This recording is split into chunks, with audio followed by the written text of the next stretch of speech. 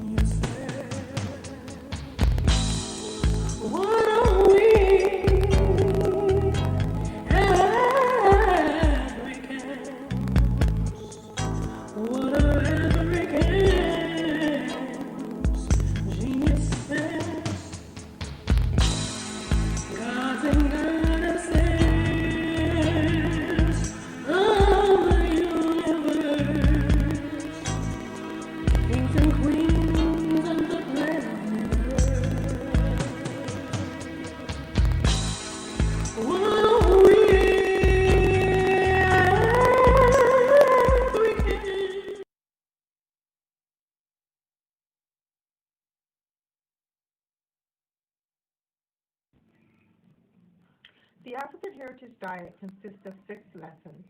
Lessons where we reach back to our African heritage to find culturally appropriate health and wellness practices that help us to move forward as a people that are whole in mind, body, and spirit.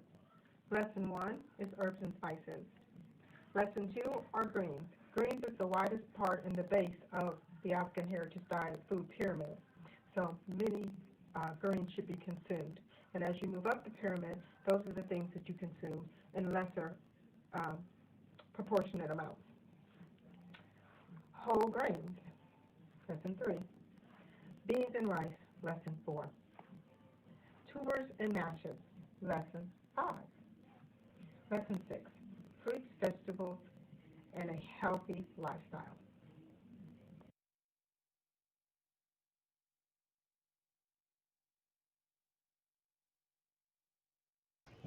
I am a genius. My ancestors were geniuses. My ancestors have made me a genius in all that I think, say, and do. I must declare myself a genius. I am a genius.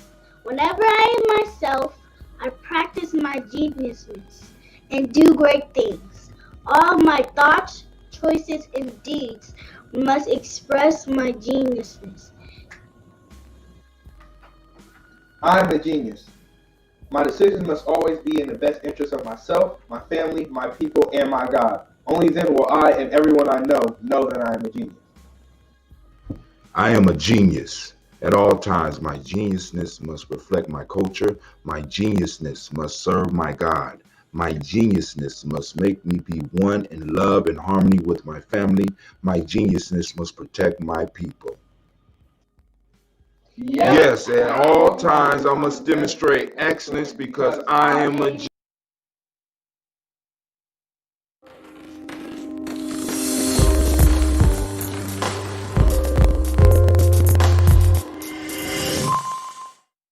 It just doesn't feel like summer without an ice-cold Coca-Cola in your hand.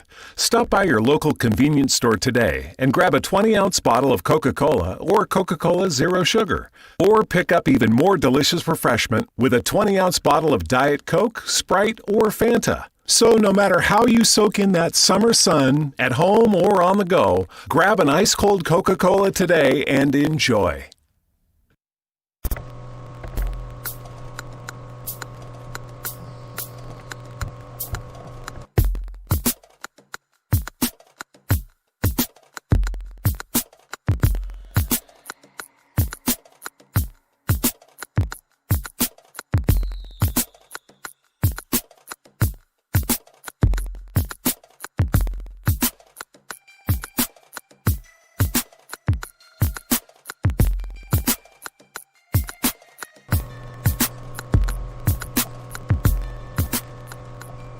Peace.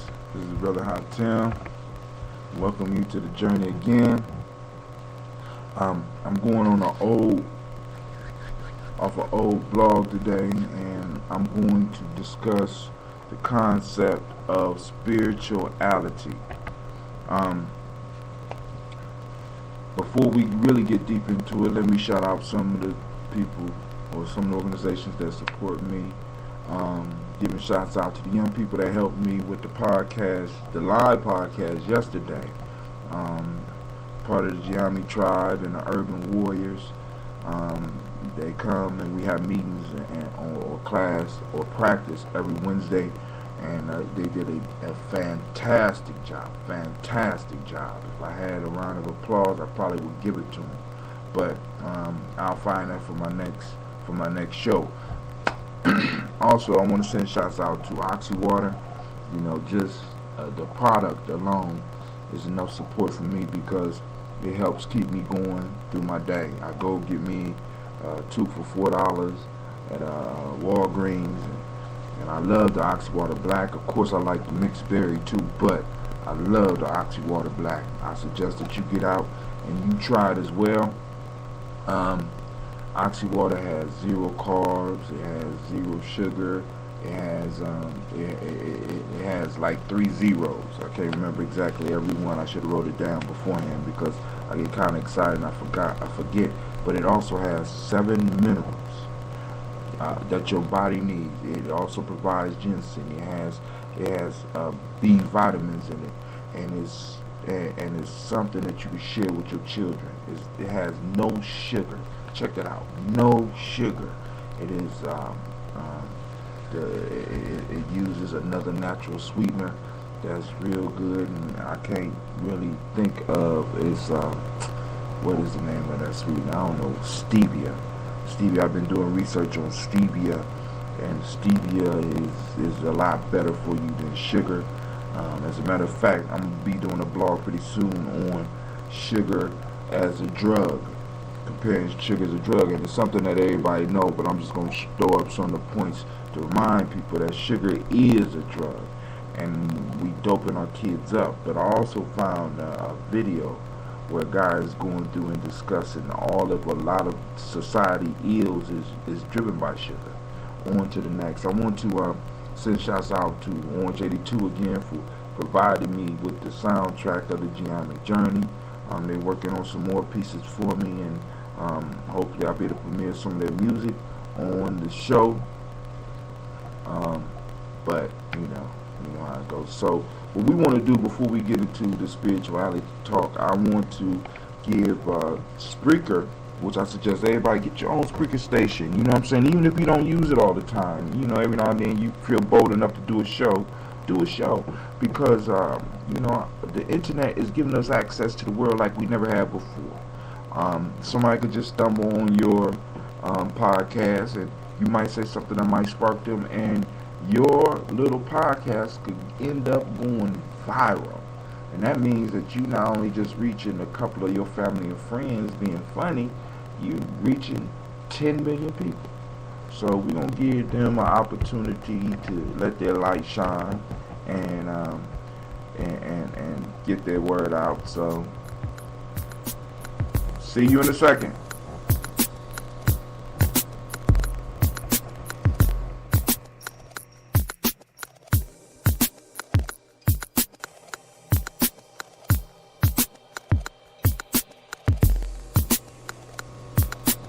Welcome back to the journey. This is Brother Hatim.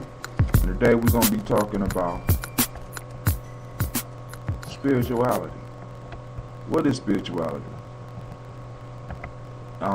It's not as complicated as a lot of people make it, believe it or not.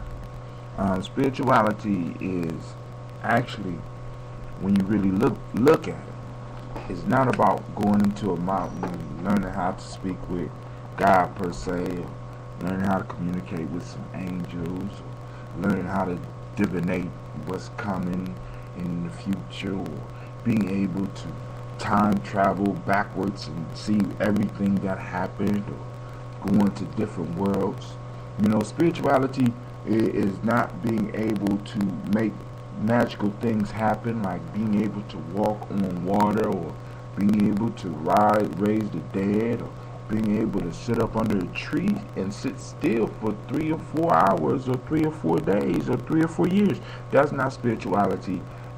I mean, I ain't gonna say that's not spirituality, but that's not the most important part that we as lay people that live an everyday existence, that in a sense have to work to eat, really need. You know what I'm saying? Spirituality a lot of times has been confused with aestheticism.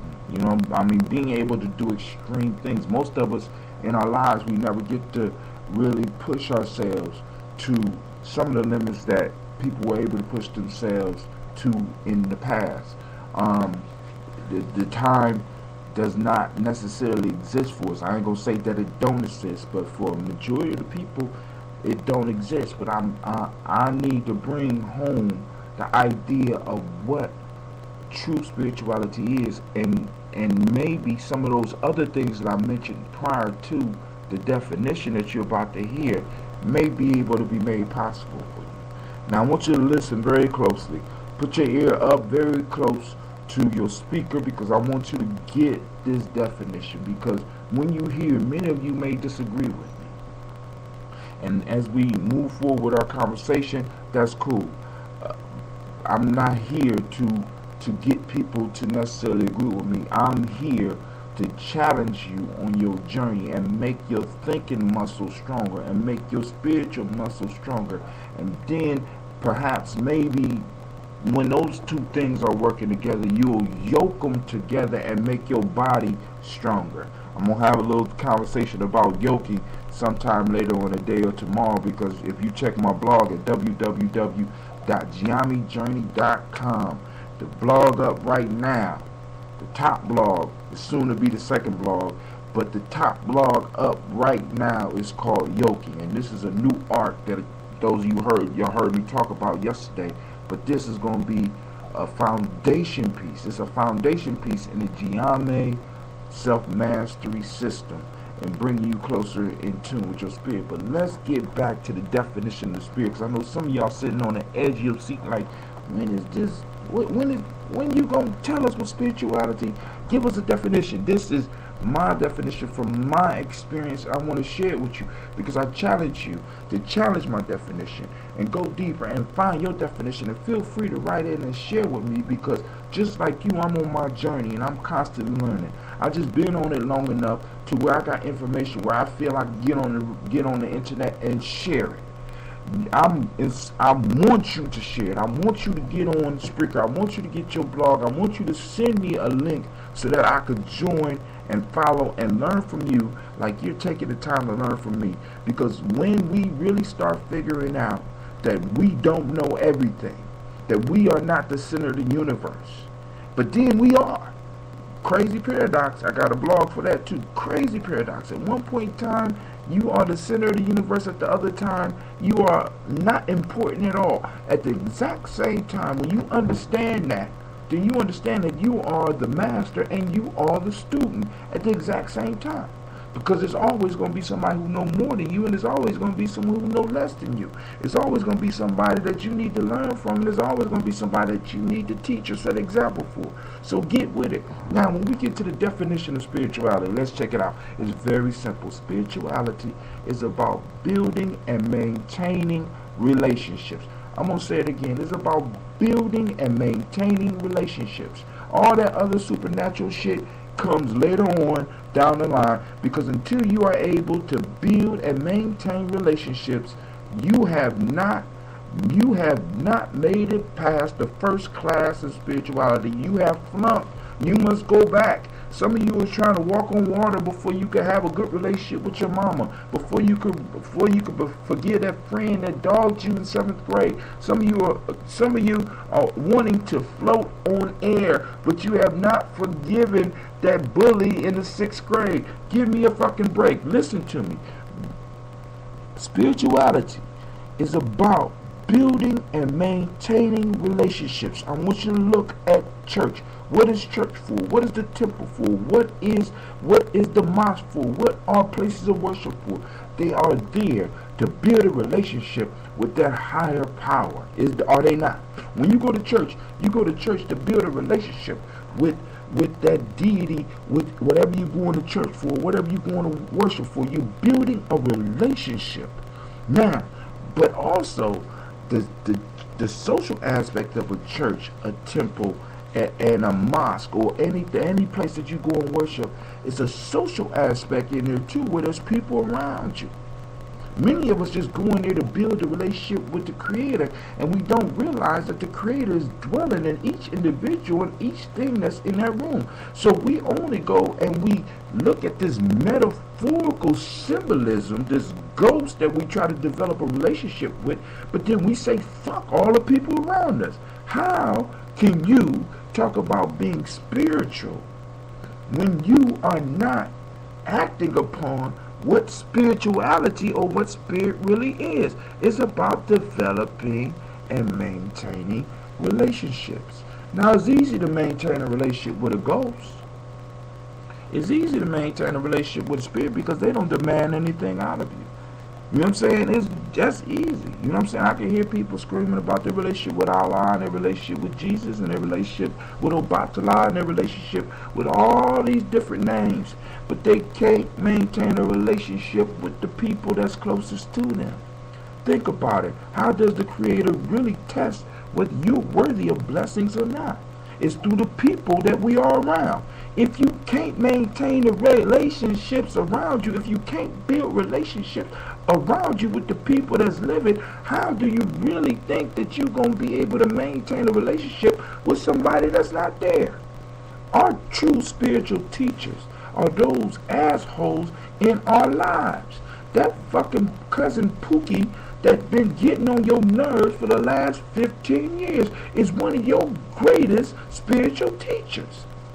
That woman that some of you brothers out there is calling your baby's mama is your master teacher, and you have not humbled yourself and you have not developed a relationship to learn shit from her.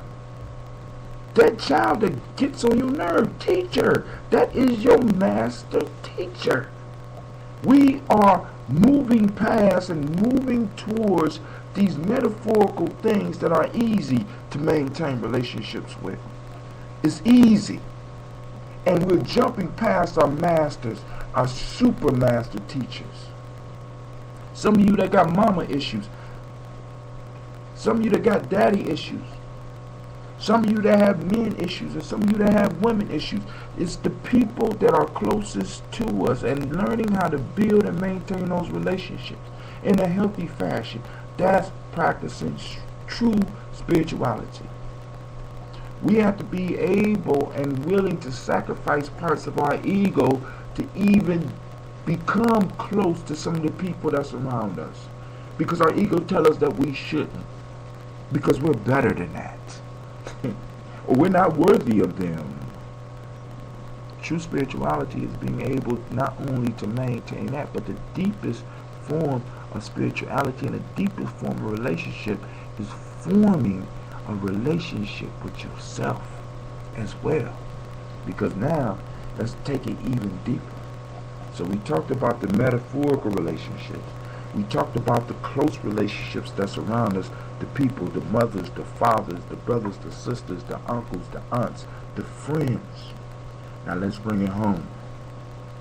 The most powerful spiritual relationship that you need, the men that you need to work on, is that relationship with yourself. Have you forgiven yourself? Have you in your relationship have you been able to forgive you for the shit that you have done to yourself or allowed done to you and what you have done to other people? Have you opened up enough so that you can allow yourself to grow beyond the limits that you have placed upon yourself? Let's think about it. Let's talk about spirituality. Y'all, I'm going to give Spreaker another chance to make their money, and I will return and we'll finish this chapter.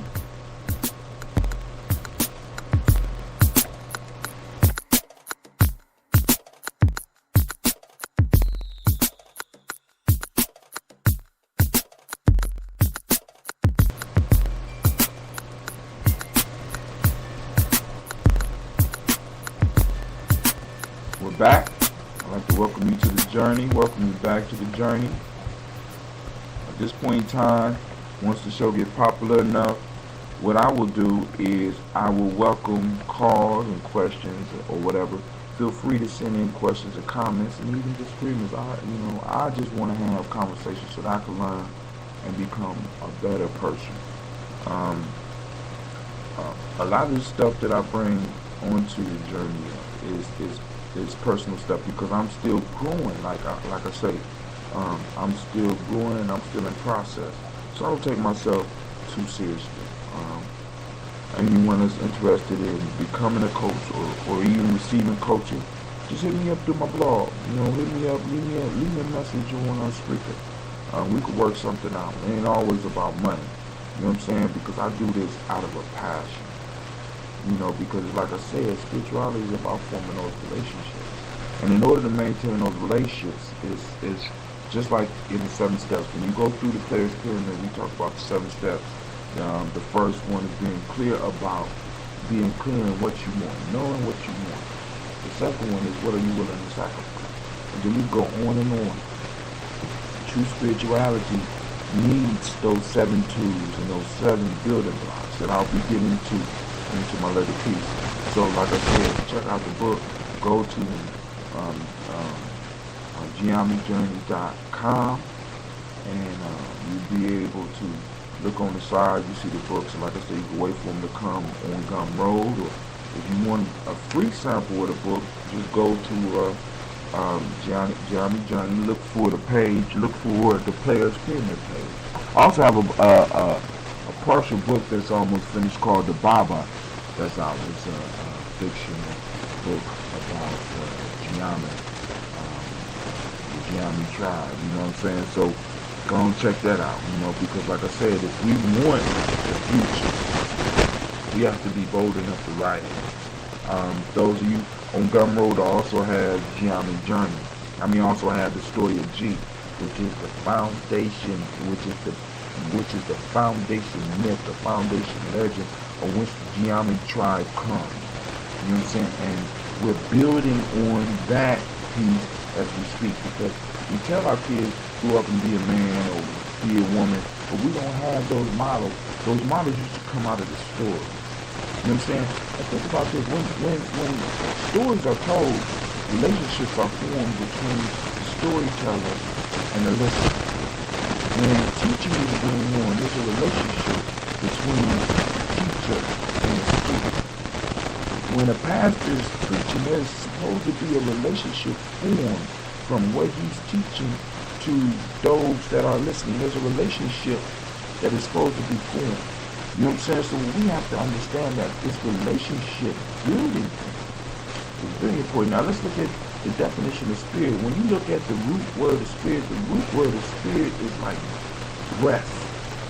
It's like the breath that I'm breathing. B-R-E-A-T-H.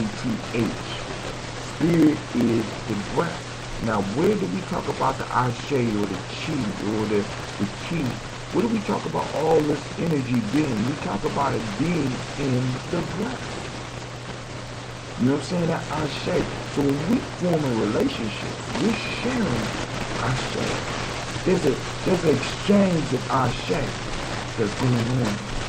Hopefully it's a balance trade.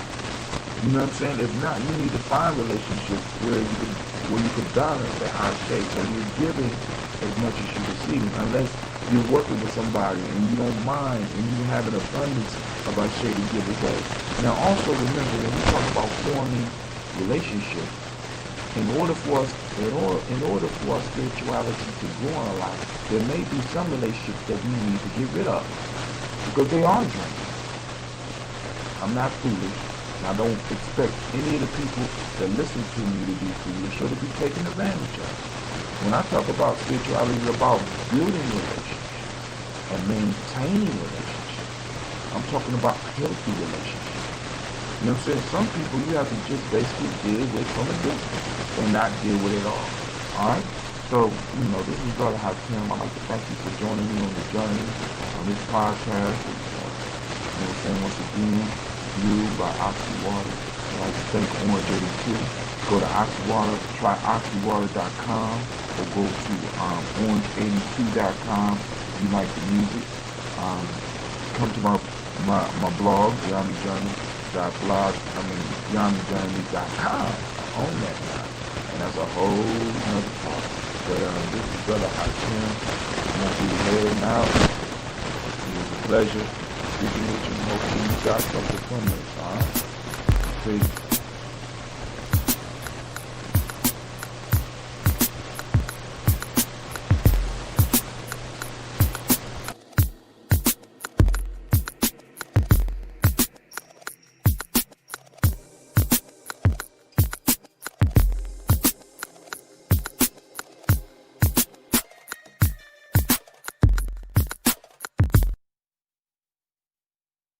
What makes a business a business? It's not the circumstances of a world that woke up on the wrong side of the bed that year, that decade. It's the everyday entrepreneur ready to put themselves out there. We're all sailing against the wind right now, but we will make it to shore. It's been done before, and we will do it again.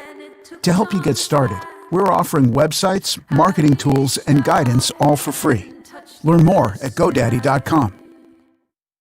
What makes a business a business? It's not the circumstances of a world that woke up on the wrong side of the bed that year, that decade.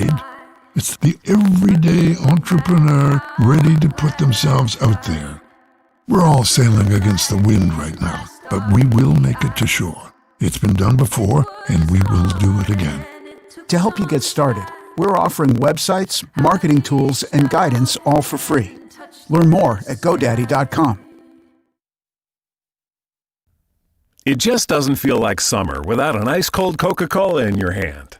Stop by your local convenience store today and grab a 20-ounce bottle of Coca-Cola or Coca-Cola Zero Sugar. Or pick up even more delicious refreshment with a 20-ounce bottle of Diet Coke, Sprite, or Fanta. So no matter how you soak in that summer sun, at home or on the go, grab an ice-cold Coca-Cola today and enjoy.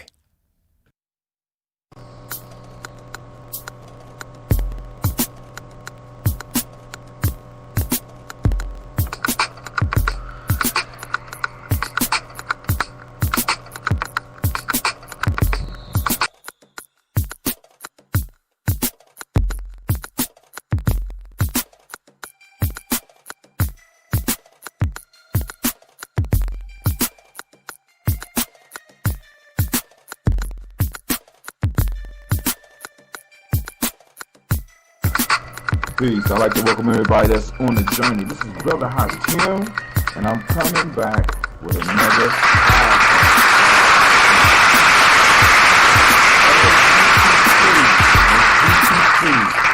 I am experimenting with Spreaker as we speak, and I am learning, and my learning curve is going up. I'm really excited about what I could do on Spreaker. And I'm encouraging all of my friends, followers, brothers and sisters, cousins, whoever you are, get you a Spreaker station.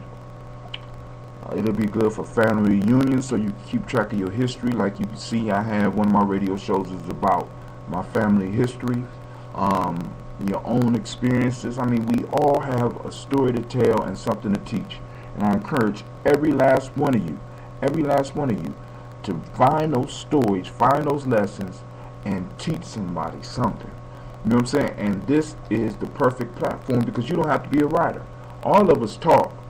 You could just be talking to yourself. And a lot of us talk better to ourselves than we do to other people. Now, I want to make sure I send shouts out to my friends and family, my followers on Facebook, my followers on Twitter. If you are not a friend or a follower on any of these sites, understand that when you follow me, I automatically follow back. It might take me some time to find it because I'm still new with all this stuff, but my goal is to follow and pay respect and homage to everybody that does the same to me. This is all about relationship building. As I said in my last podcast, it's true spirituality. Because in this way, I'm able to form relationships with people that I would have never met if not for the internet. So, Brother Hot Tim, I'm here, I'm laying it down, I'm having a good time. I want to send some more shots out to Oxywater. Try oxywater.com. Go there, check out Oxywater. It'll be in a town near you, or a place near you very soon. They're bringing it out and they're moving out throughout the country. But eventually, this is going to be that $1 billion drink. So please try it. Because listen, I have not found too many things that I have had a passion about. But this drink has zero carbs, zero sugar, and zero calories. It's sweetened by stevia. So we have a non-traditional sweetener that has been used for thousands of years in South America that's just now being allowed into North America because it directly competes with sugar. It's 50 times sweeter than sugar. 50 to 100 times sweeter than sugar. But yet, it don't cause any of the problems that sugar causes. It does not cause tooth decay. It's good for diabetics. It's good for a whole bunch. I even read some things where they're doing research on how stevia helps with high blood pressure. God damn. I mean, you can't find no better stuff than this. So now, Oxywater is sweetening their stuff, sweetening their water with this sweetener. Now check this out with stevia. Then on top of that, not only is it pure water, it has a sweet taste and a flavor. It has electrolytes. It has it got B vitamins, and on top of that, it has some ginseng in it. Then it got 70 minerals that your body needs. So basically, you're getting everything you need when you drink this bottle. I ain't gonna say just stop eating and start feasting up on some Oxywater. I ain't saying stop eating, because I don't want nobody talking about Oxywater. Or talking about Gye-Nyame Journey told you to stop eating and just drink Oxywater. But I'm saying add Oxywater to your daily workout. Add Oxywater to your daily yoking. Which brings us to what we're going to be talking about today. We're going to talk about what Brother Hatim means when he says the art of yoking. I spoke about it on a couple of podcasts, so I'm specifying this podcast for yoking. To yoke. Alright. Also, I want to send out shots to Orange 82 for allowing me to use their track as my intro and my exit music. It's been working out perfectly. So I want to give both those individuals, both those groups who have volunteered something for me, and so of course in paying them back and building on that relationship, I'm sacrificing something for them, and that's time on this show. Give it up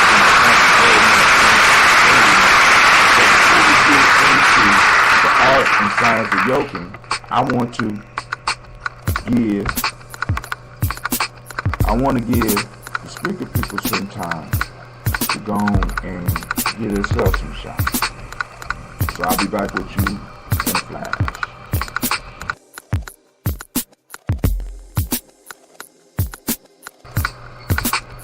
We're back. We're back, and I'd like to welcome you. And today we're going to be talking about the art of yoking. You know, what the hell is this art of yoking that Brother Hatim is talking about and writing about on the journey, Gye-Nyame journey.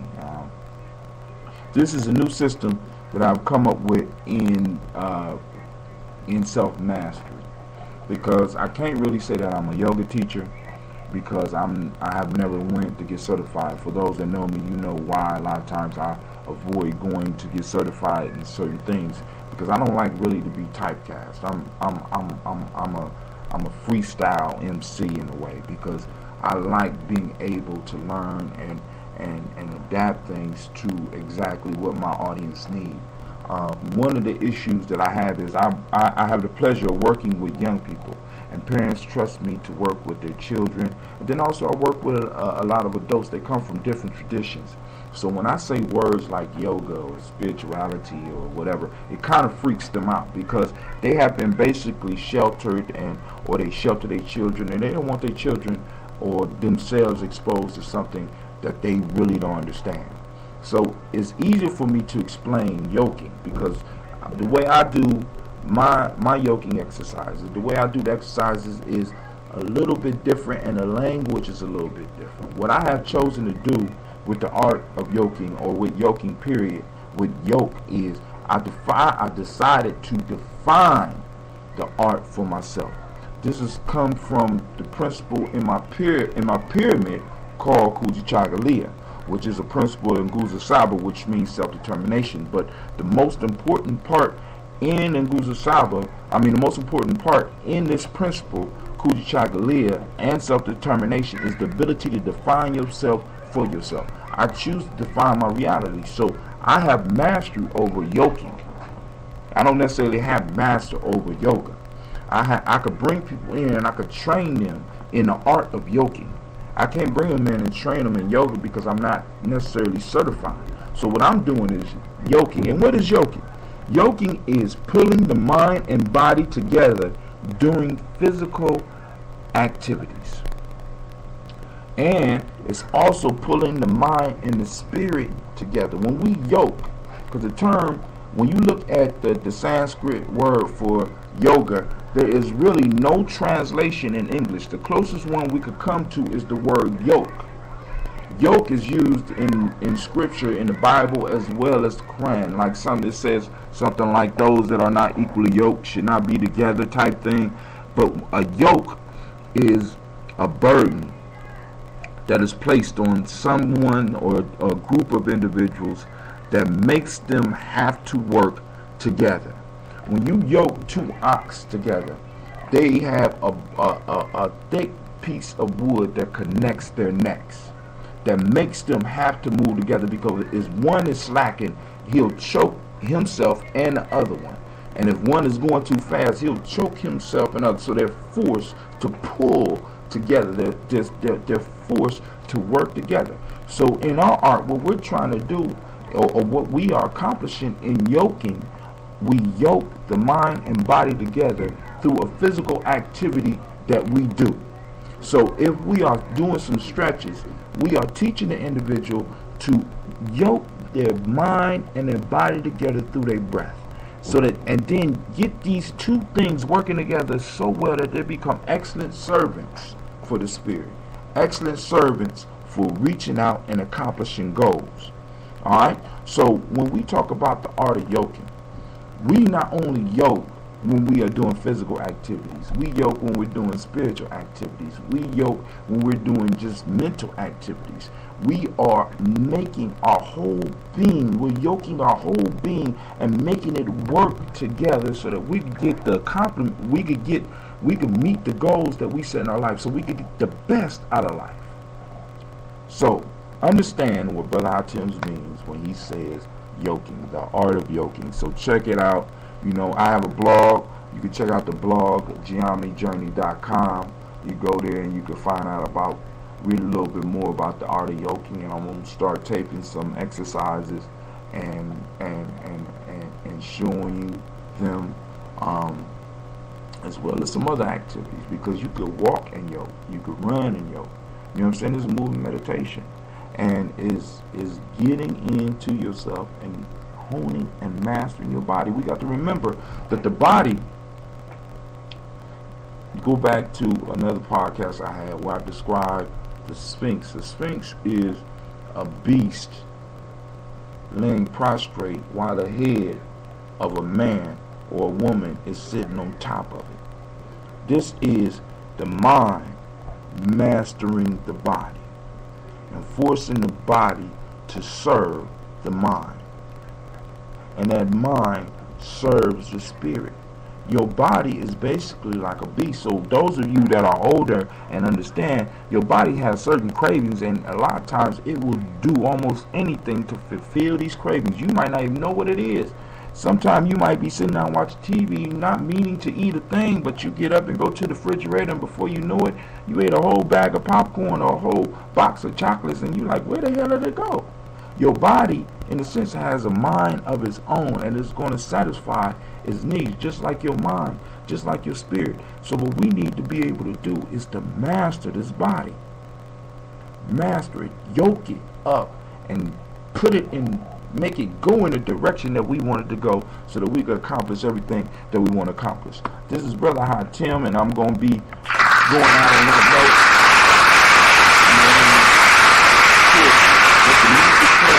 Let the music play, and we're going to go to a commercial break.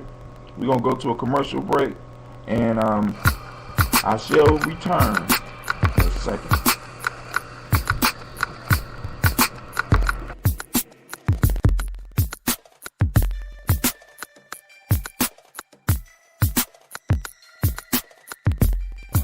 I'm back. Check it out. I'd like to thank you for tuning in. Check out my blog, GNJpodcast.com. Check out the books. Check me out on Gumroad. You can look up HA2TIM on Gumroad. You can support the journey. I ask people to support the journey, because all these podcasts eventually will be made available on Gumroad, but you still be able to listen to them for free. But I just ask people to support the journey, and I don't like asking people just to give money. I like to give them something that they could use in return. So with that, I'm going to say peace, and this is Brother High Tim, and I'm out.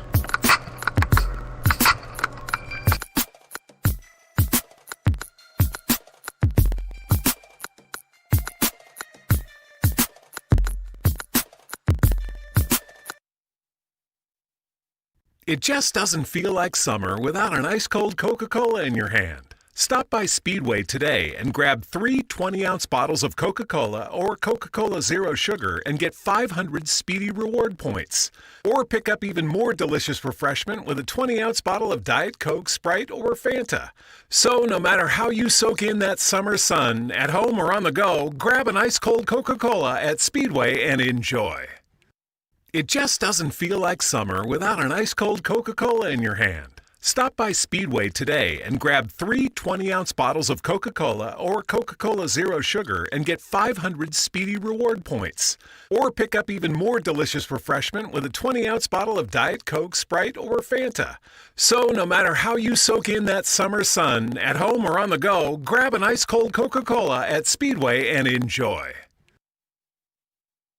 The 4th of July weekend is finally here, and so is the Venus 10 Best Days of Summer sale event. Whether you're headed out of the house or enjoying a summer staycation, Venus wants to celebrate our favorite time of the year with you. Hundreds of our fun, sexy swimwear and fashion styles are now up to 70% off, and this weekend only you can save even more. Get $15 off instantly when you spend $100, $30 off when you spend $150, or $50 off when you spend $200. Shop Venus.com and use the promo code STARS to celebrate the 10 Best Days of Summer with Venus.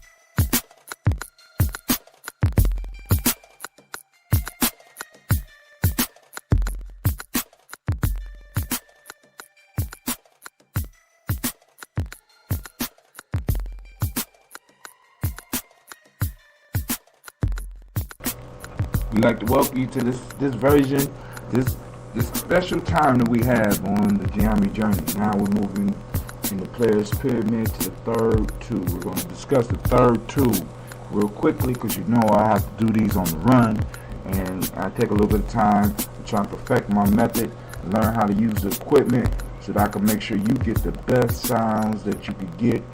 I figured out how to cut out some of the feedback from the music, and it's a learning process, and I am going to be dope on this very, very soon.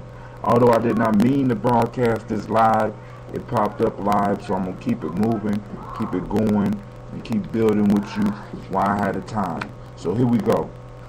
Today, the piece that we're going to work on is tool number 3, and it says, see the end before you begin. But before we get into that, first we have to get to and discuss, well, I need to remind you about some of the people that make it possible for me to come here every week and talk to you. Of course, you know it's something interfering with it every time we do this, so, but that's cool. That's my alarm going off letting me know it's 3:15. Well, anyway, we have to talk about some of the sponsors. Of course, I want to send out, well, it ain't even the sponsors, it's just groups that I support, and maybe one day I get some support back, but even not, I'm crazy about these groups. So they, you know, in a sense, they support me. We got Oxy Water. I'm going to send out shots about Oxy Water because the reason I'm crazy about Oxy Water, I know some of y'all be like, wow, brother, I tell you always talking about this Oxy Water stuff. One of the reasons I'm crazy about Oxy Water because I could drink it with my kids and have a peace of mind knowing that my kids are getting something that's healthy, as well as myself. Not only am I giving them something with 0 carbs, 0 sugar, 0 calories, it has electrolytes, it's sweetened not with no sugar, it has stevia, it has ginseng in it, and it has B vitamins, and on top of that it's oxygen enhanced mineral water. So it provides the body with 70 different minerals that our body needs, and that right there, my friend, is something that needs some applause.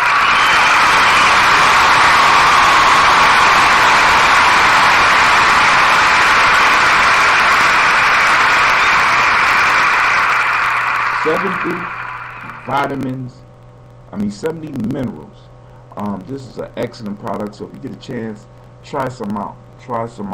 I'm going to do a special blog for some of you sugar babies because the taste is a little bit different because it uses stevia. Stevia is like 50 to 100 times, depending on what quality of stevia you use, it's 50 to 100 times sweeter than sugar. Has none of the side effects of sugar. You have no crash afterwards. It's beautiful and it's excellent. I can have my 1-year-old, she more like 19 months old baby drink some, or my 7-year-old son, or I can have my diabetic grandfather drink some and not have to worry about anything. Next, I want to send out shots to Orange 82, who provides me with the soundtrack of the journey. They're working on some other tracks. They're going to get them out to me, and I'm going to definitely use them. And last but not least, Gumroad, because I found Gumroad just by reading other podcasts, listening to other podcasts and reading other people's blogs. And Gumroad was mentioning one, and I went to Gumroad and I found out that they only want a quarter off of each purchase, and I can set the price at what I want and just sell PDFs, MP3s, MP4s, videos, WAV files. I could sell it all. I don't have to wait. I could start writing a book, and those people that's interested in keeping up with my book, as well as giving me feedback on the book, can read what I wrote so far, give me some feedback. I can go in and make corrections or just continue writing. And that concept of the individual, the artist, and the audience collaborating on something is beautiful to me. It's that whole idea that is just beautiful. So now the artist is able to create not only for themselves, but also be able to interact with the crowd as they create.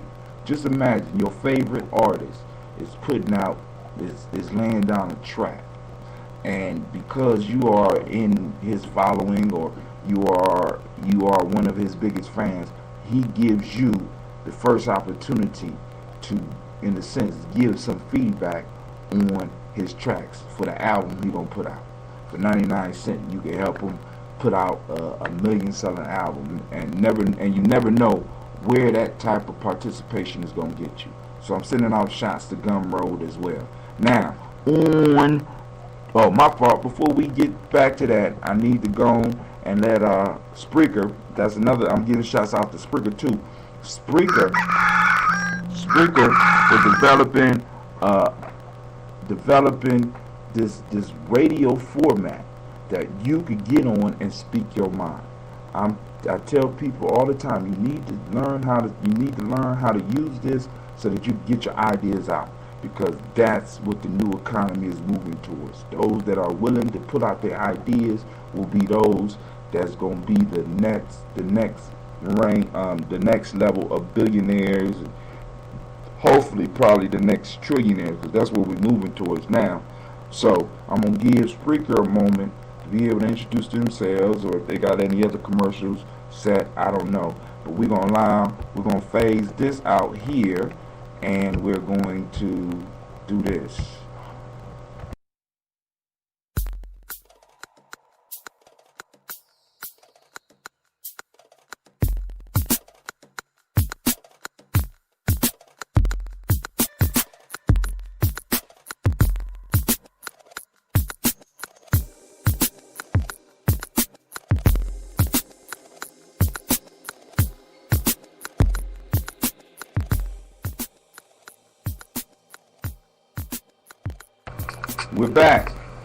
We're back.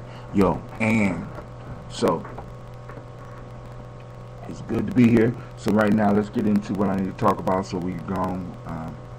So I know because some of y'all busy and y'all got stuff to do, but we're going to talk about this third tool, following along in the Player's Pyramid. If you have the book, if not, you're going to get it off of my website, GNJpodcast.com. You look up Player's Pyramid, go to the page.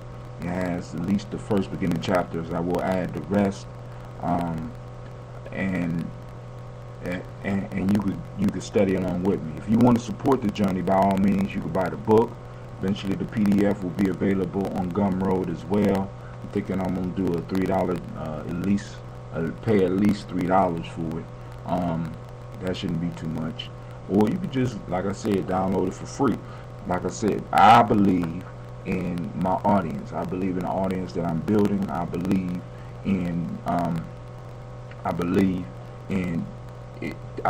that the people that really needs it and is getting something from it will turn around and will support what I'm doing. It may not be a whole lot of dough, but it'll be enough for me to keep going. Just so that some of y'all know, because I spoke on this on why support the journey. You know, I work with young people. I work with some adults as well. And some of the things we like to do cost money, like camping trips and retreats that I'm working on for this coming year. By you purchasing this stuff, you help that happens, as well as being able to assist one of the #1 causes in my life, the Simba Circle, or the nonprofit called Rescue, Release, and Restore.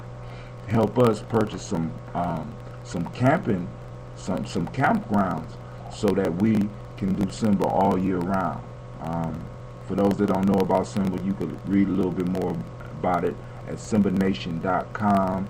Those that want to donate, you can go to my CrowdRise page, CrowdRise.com, and look up HA2TIM and look for the causes that I stand for. And the number one cause that I stand for on there is Simba. So you could feel free to donate there. We're in our fundraising aspect. And I think maybe the last night of the fundraiser, I might take some time and do a long radio show, and I don't know.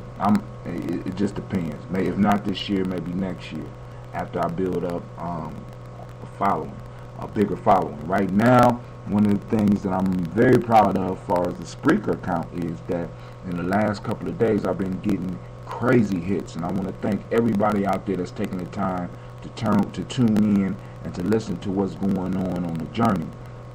I'm about 40 hits away from hitting 1,000 people, 1,000 different listeners listening to the show. I mean, that's hot to me. That's a milestone. So my next milestone will be 10,000 after that.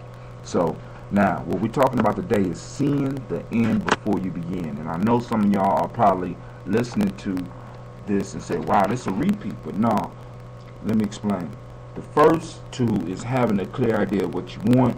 The second is knowing what you are willing to sacrifice.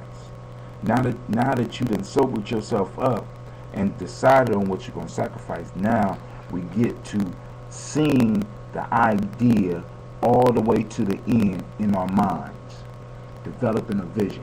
This point is important enough to start off with it and then to do it again.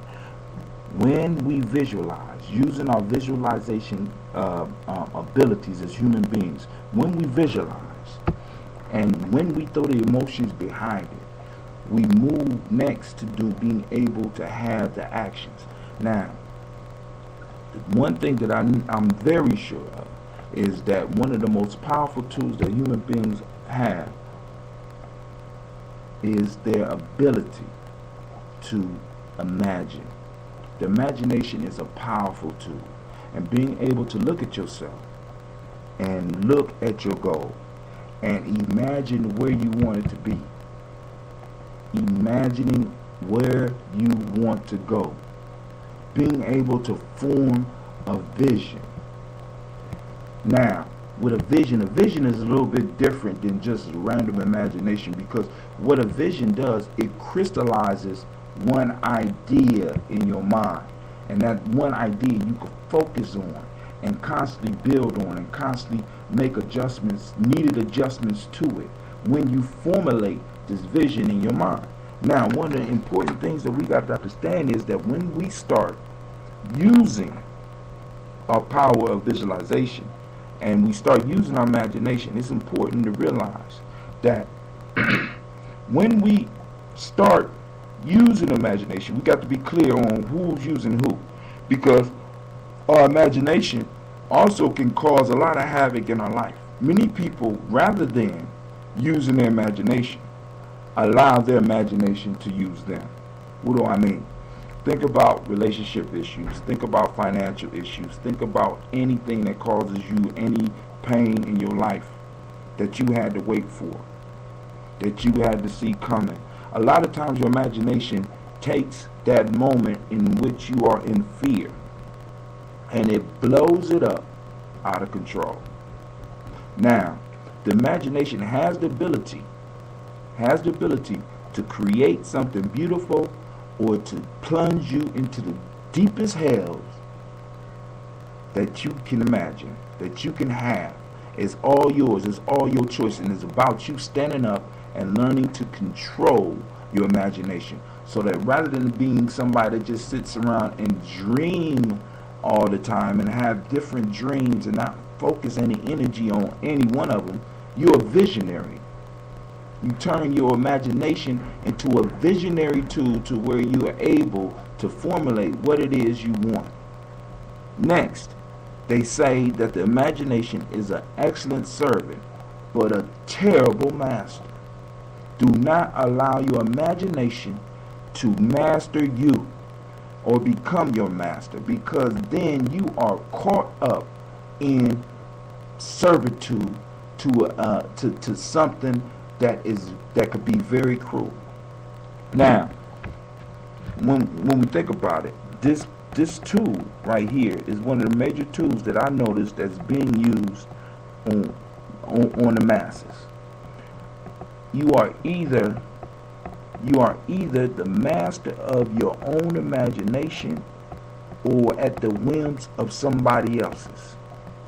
Let's say that again. You are either the master of your own imagination or fall victims to the whims of somebody else's imagination.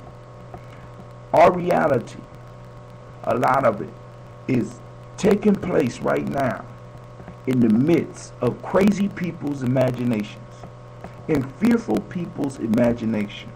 The major thing that destroys our ability to use our imagination in a positive way in our life is fear. The what if demon. That constantly, but what if this? What if that? Phooey. You know what I'm saying? You go in your vision, you can make what you want to happen. And then you could deal with each incident as it comes, rather than trying to sit up there and work everything out in your mind and imagine it perfectly, or imagine it wholly. You stop yourself from being able to do that by falling victim to the what if demon. Stop it. Start using your imagination. Start using it and see where you want to be, rather than necessarily where you are. I'm not saying not deal with the moment, not deal with the reality, but you need to be able to project yourself and see yourself in possession of what it is that you want at all times. Be powerful enough with your imagination to make that happen inside yourself, because you got to feel it in your heart first. You got to feel it. You got to be able to see it in your mind's eye first before it manifests. One of the things I make sure that my kids understand is, don't live your life on accident. Live your life on purpose, which gets into one of the principles in the building blocks. But we ain't there yet. So I want to leave you with that. Hopefully you can have some ideas or some comments that you would like to share about this tool. But this is Brother Hatim. I only got a couple minutes. I had to rush through it. I apologize. I hope you got something out of it. But remember, see the end. See the end as you begin. See the end before you begin. So now, you're going to take your actions. You first got a clear idea of what you want. You next decide on what you want to sacrifice. Now that you done sacrificed, you have become sober. You have given up something, and now you have become sober, and you can solidify your vision and be able to see the end before you begin and start to move towards your goals. So now we're going to move to tool number 4 on my next podcast. With that, Brother Hatim is saying thank you for tuning in. I hope it was worth your time. If you like this, support the journey. If not, throw some comments out, and I'll make some corrections, and we'll keep growing together. So with that, I'll say peace. Oh, I got one more thing to say. I'll say it after the commercial break.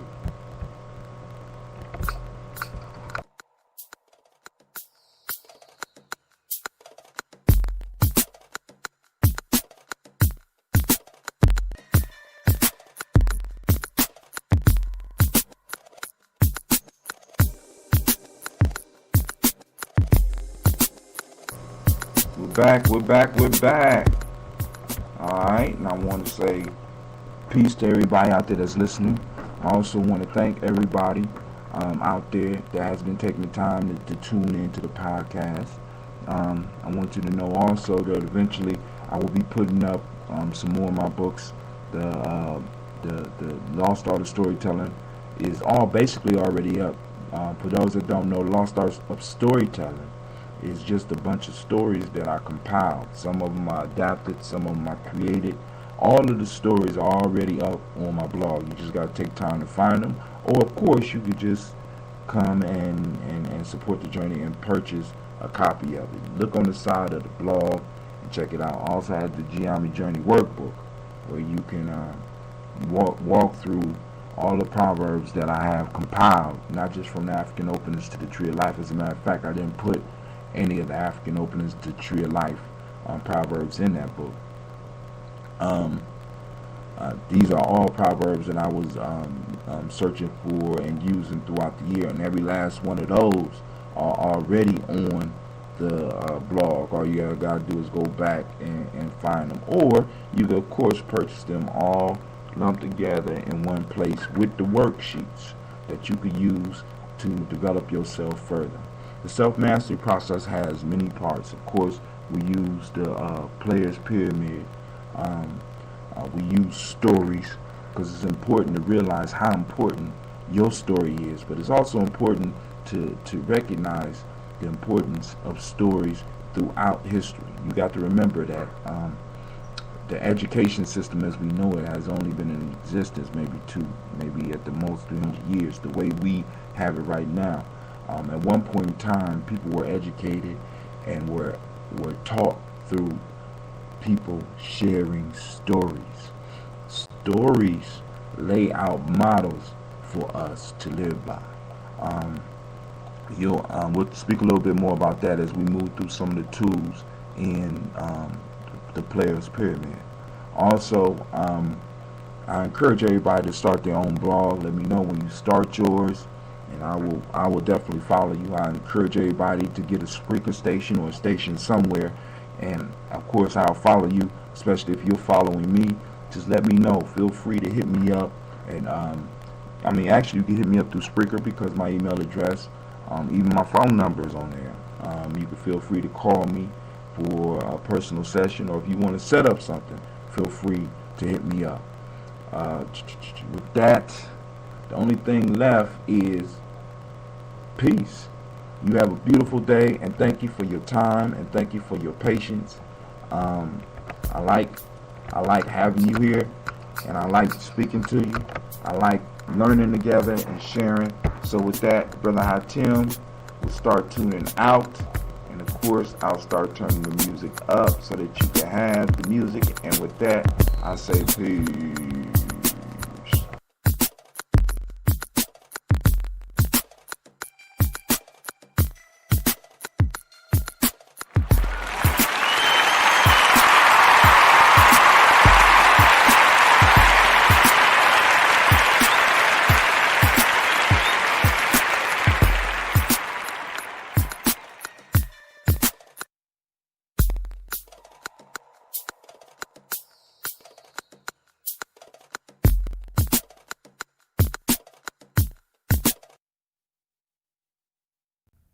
It just doesn't feel like summer without an ice-cold Coca-Cola in your hand. Stop by your local convenience store today and grab a 20-ounce bottle of Coca-Cola or Coca-Cola Zero Sugar. Or pick up even more delicious refreshment with a 20-ounce bottle of Diet Coke, Sprite, or Fanta. So no matter how you soak in that summer sun, at home or on the go, grab an ice-cold Coca-Cola today and enjoy. It just doesn't feel like summer without an ice-cold Coca-Cola in your hand. Stop by Speedway today and grab 3 20-ounce bottles of Coca-Cola or Coca-Cola Zero Sugar and get 500 Speedy Reward points. Or pick up even more delicious refreshment with a 20-ounce bottle of Diet Coke, Sprite, or Fanta. So no matter how you soak in that summer sun, at home or on the go, grab an ice-cold Coca-Cola at Speedway and enjoy. It just doesn't feel like summer without an ice-cold Coca-Cola in your hand. Stop by Speedway today and grab 3 20-ounce bottles of Coca-Cola or Coca-Cola Zero Sugar and get 500 Speedy Reward points. Or pick up even more delicious refreshment with a 20-ounce bottle of Diet Coke, Sprite, or Fanta. So no matter how you soak in that summer sun, at home or on the go, grab an ice-cold Coca-Cola at Speedway and enjoy.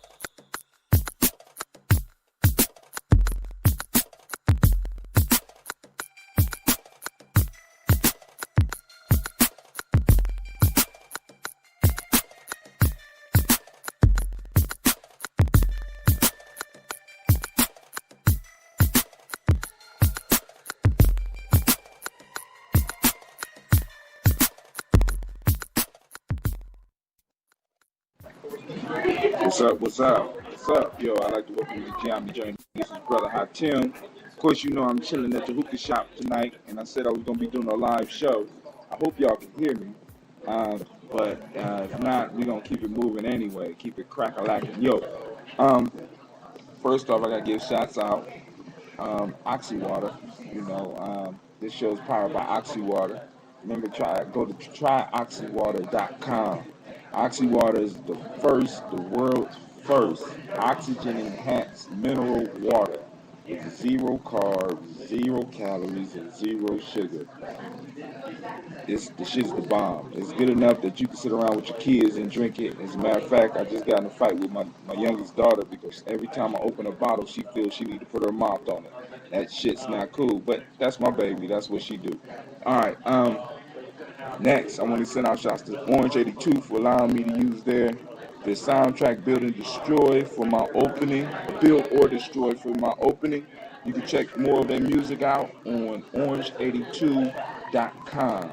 Of course, you know I'm joined by some of my family sitting around. I'm going to have them introduce themselves in a little while. But before we get into that, I got a couple of things I need to cover. But even before we get into that, I'm going to allow Spreaker to go and make their money.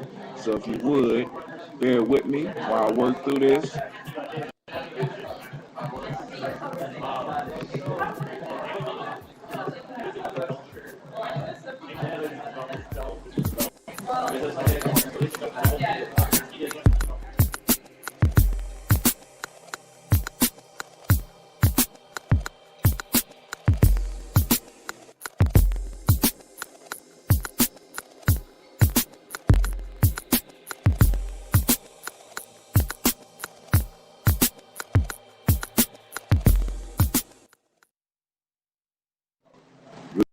We're back.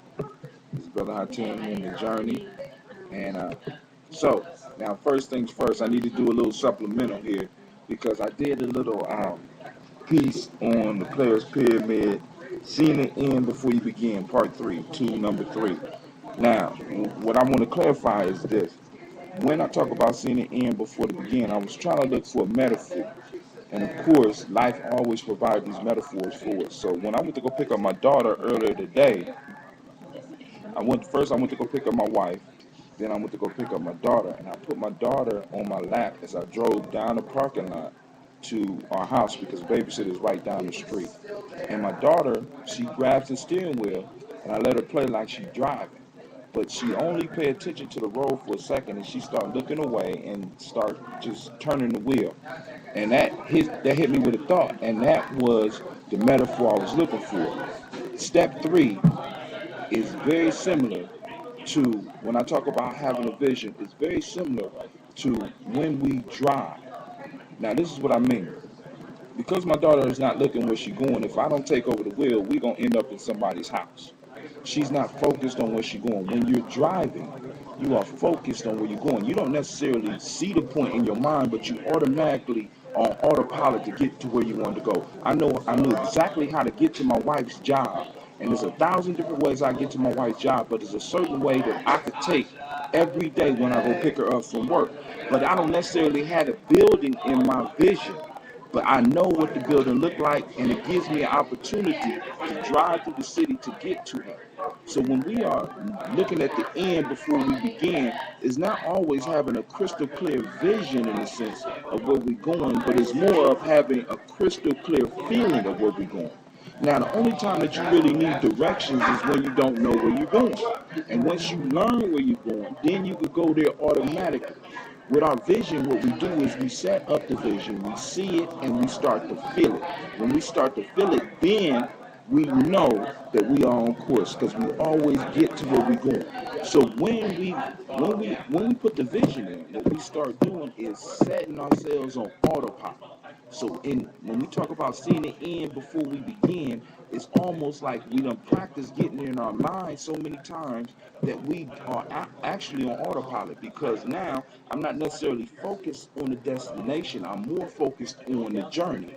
And while I'm on the journey, is different things that I learn, and we'll cover that in the next few tools. Now, next piece, and then we're going to get into this conversation. This is a story about my grandfather. My grandfather's going through Alzheimer's, so I try to embrace every moment, and I often try to remember everything that I can that he taught me. My grandfather once used to tell me when I was younger because I guess I was a greedy kid or I always wanted something. He used to say this statement to me: "You can't have your cake and eat it too."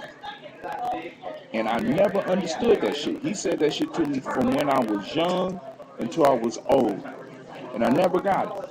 And I always ran around upset with my grandfather because his wisdom was flawed, because I figured if I bought the goddamn cake, then I should be able to eat the motherfucker too. But so, make a long story short, I had my grandfather one day when I was 30. We sat down and man to man we was able to have a talk. Now I wasn't man to boys, man to man. And I said, Pops, I never understood what you meant and what other people meant when they said you can't have your cake and eat it too. And he broke it down to me like this. He said, listen, he called me OJ. He like, OJ, listen. It's a very simple concept. Nature is very simple. Look, when you're told that you can't have your cake and eat it too, it's like this. It's like, let's say you go and bake a cake. And you set it on the table. You got that cake sitting right there.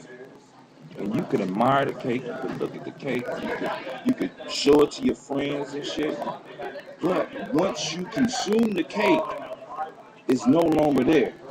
He says in nature, you can't consume something and have it at the same time. You can't use something up and expect for it to be there for you in the same way that it was before. I said, damn, you're right. You can't have your cake and eat it too. And that's the wisdom of the day. But now, I'm done with that. I'm going to go a little bit more in depth on that. But now I'm surrounded by some beautiful women and one of my brothers. I was hoping more people would come, but if not, that's okay, because I put it on Facebook and Twitter. I guess you motherfuckers really don't read my lines, and that's cool. I don't care. I love y'all anyway. But so I'm going to allow everybody to introduce themselves. If they want their name known, they could. If not, they can put up a false name, and we keep it moving. So anybody who want to go first? Nina? Okay, we got a Nina in the room. AKA Nina? Okay. All right, who else we got in the room? Lotus? Okay, we got somebody named Lotus. We got a lot of hidden names up in here. Anybody else? Quasi. Okay. So shit. Hey, we about to kick it a little bit. I don't know where the conversation's gonna go. That's why I call it open mic. But we can let it go where we want to, because I am a broadcaster on the station. I'm a radio personality.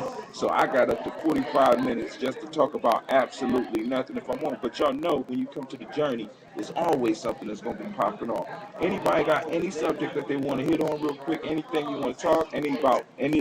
Because I just gave 2 quick lessons. If you want to hit that, we can hit that. Let that go somewhere. We can talk about what's going on in politics. We can talk about what's going on in economics. We can talk about what's going on spiritually in your life. We can talk about relationships. We can talk about anything that you want. Right now, you got an audience and people going to come and listen to this. And if y'all want to, you can drop your email address or drop your Facebook name and page, and people will contact you about it afterwards. Anybody? Nothing? Let's talk about who? The eagle and the kite. Oh, that's a story. Hey, why don't you tell a story? You remember it? I don't remember it. Oh, okay. Hold on. All right. I really did. I'm taking the smoke. Hold on. He's lighting up, guys. I know some of y'all shocked that Brother Hatim is smoking again. Yeah, I'm smoking again. These black and miles is worse than crack. God damn. Now, my daughter, I just gave away one of her secret identities, but I got so many daughters, you're going to have to go through my whole Rolodex to find out which one it is. As you can hear, we at the Shisha Lounge. I forgot to send them out some shots too, because we have a good time. All right, here we go. My daughter want to talk about the story of the eagle and the kite.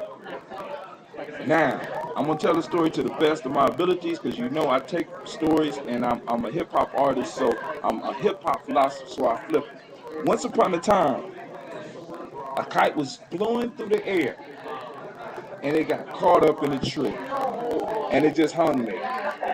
And then a few moments later, or maybe a few hours, or maybe a few days, because a kite is a useless piece of paper that is connected to 2 pieces of wood. This motherfucker can't control where it's going.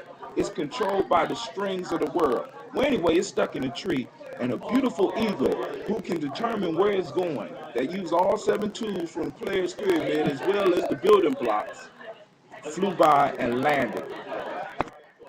The eagle landed and was looking depressed. Now, this is back in the day. This kite could actually talk. The kite looked at the eagle and said, "Eagle, why are you looking so sad?"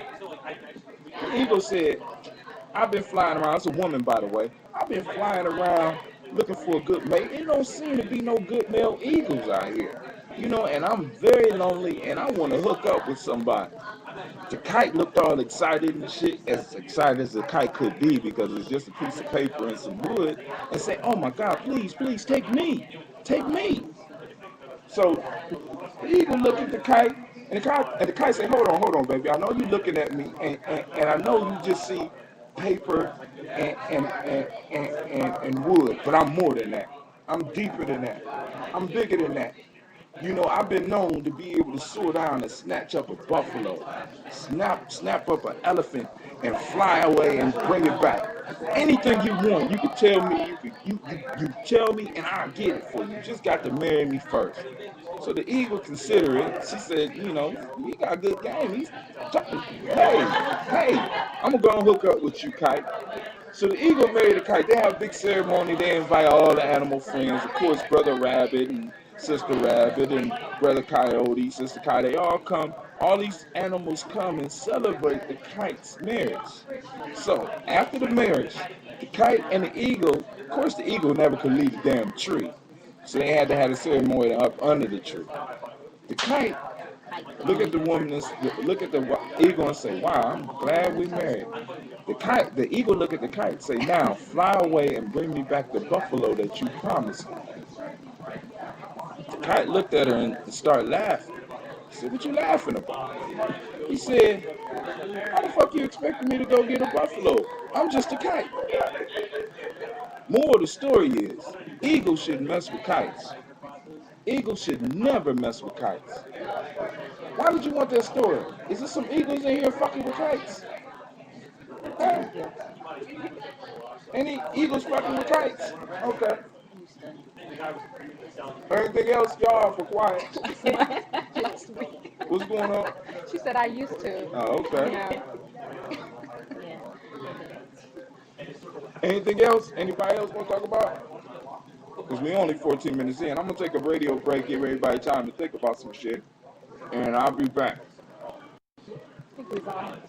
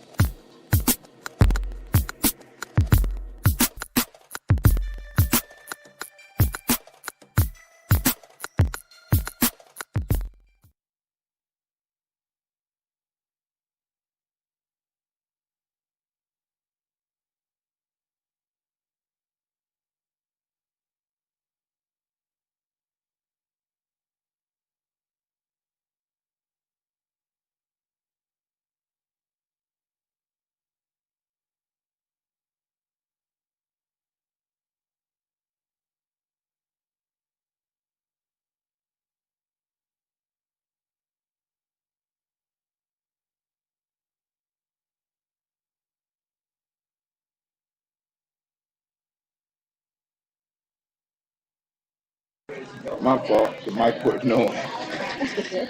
We are hot. I'm sorry for those out there. But the question that's on the table is, why do eagles fuck with kites?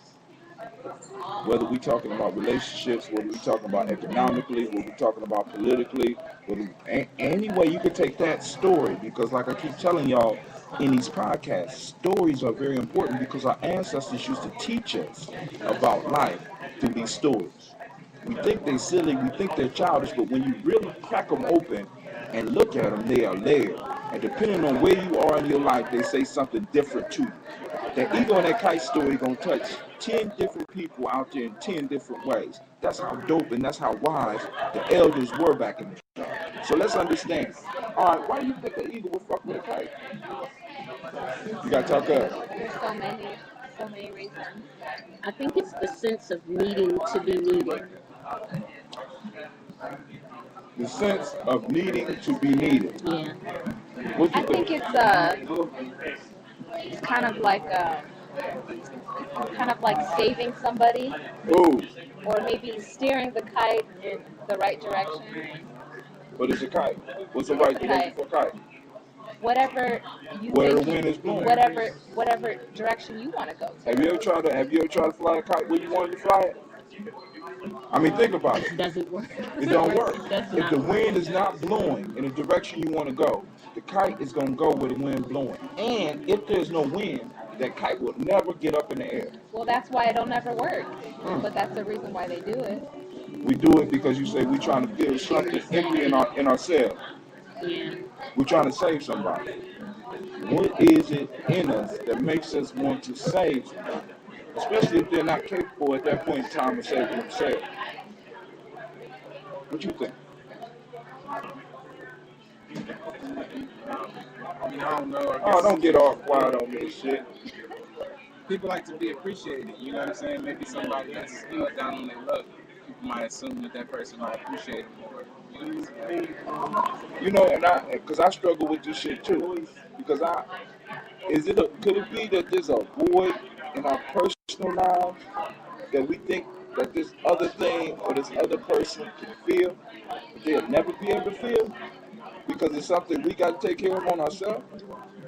So really, it ain't really the kite's fault, is it? Because it's just a paper and some wood. It's the fucking eagle's fault. Go soar with some fucking eagles. Maybe they're not really eagles. Maybe they just think they are. Wow. So now we get to the fact that maybe the eagle in that story might not have been an eagle. It might have been a fucking sparrow, huh? Be a bald eagle. Something missing. So it might be a bald eagle. I mean, but like I said, I mean, it depends, you know, just don't think about it. All right, what's going on in the politics? What's going on in the politics? Anybody been keeping track? No, nobody talk about politics? How about money? What's going on with money? Never enough. Never enough money. Now, I'm going to say this. For those of you that's out there that's looking for investment, I ran across some shit the other day. I'm going to look a little bit farther into it. But they got this new technology coming out. Check this out. The new technology is where they're going to put in all phones that's coming out. I think it's called NFC. And it's that shit where if you go to some gas stations or to some stores where you could take your cell phone and put it on top of the thing and pay your bill, all your information is stored in your cell phone, where they're going to expand that technology to where not only it does credit cards, it's going to be able to start your car, it's going to be able to do keys, it's going to be the key to your house, because everything is moving towards this. Credit cards are on their way out, according to what I'm reading. And the new phones is going to have all of our information in it, and we're going to be able to make transactions with our phones. So this is an up-and-coming investment. And the reason it's hot right now is because Apple has made announcements or given hints by who they're hiring, giving hints that they are about to incorporate this in the next iPhone that's coming out. Nokia is already doing it. You have other companies that's teaming up, that like other phone companies and credit card companies are teaming up to make it possible for this NFC shit to go out. You know what I'm saying? So in a minute, we're going to be making all our purchases with your fucking cell phone. And the people that get in on it now, they say you invest $5,000, you might be able to walk away with a cool $187,000 when this shit hits. Because it's hot right now, but you got to do it before the iPhone come out because the stock price is going to be too high by then.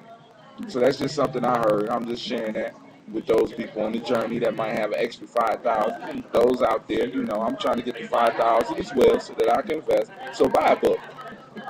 This is a commercial. Buy a Player Experiment. Or go to my Gumroad account, get one of my podcasts. They're only $1 plus. You bid what you want. What else? Anybody else got any? Oh, I want to send shouts out to Brother Deshaun because Deshaun graduated and he's having a graduation party today. I want to send shouts out to all the young people over there at COSI tonight. They're doing the Rebel Conference, and hopefully they're going to have some actions that they're going to be able to move forward on when they come out. I'm doing all the talking. Anybody else want to talk? I need some coffee. Go ahead. All right, I guess this is a commercial break moment. We'll return. So bear with us if you would.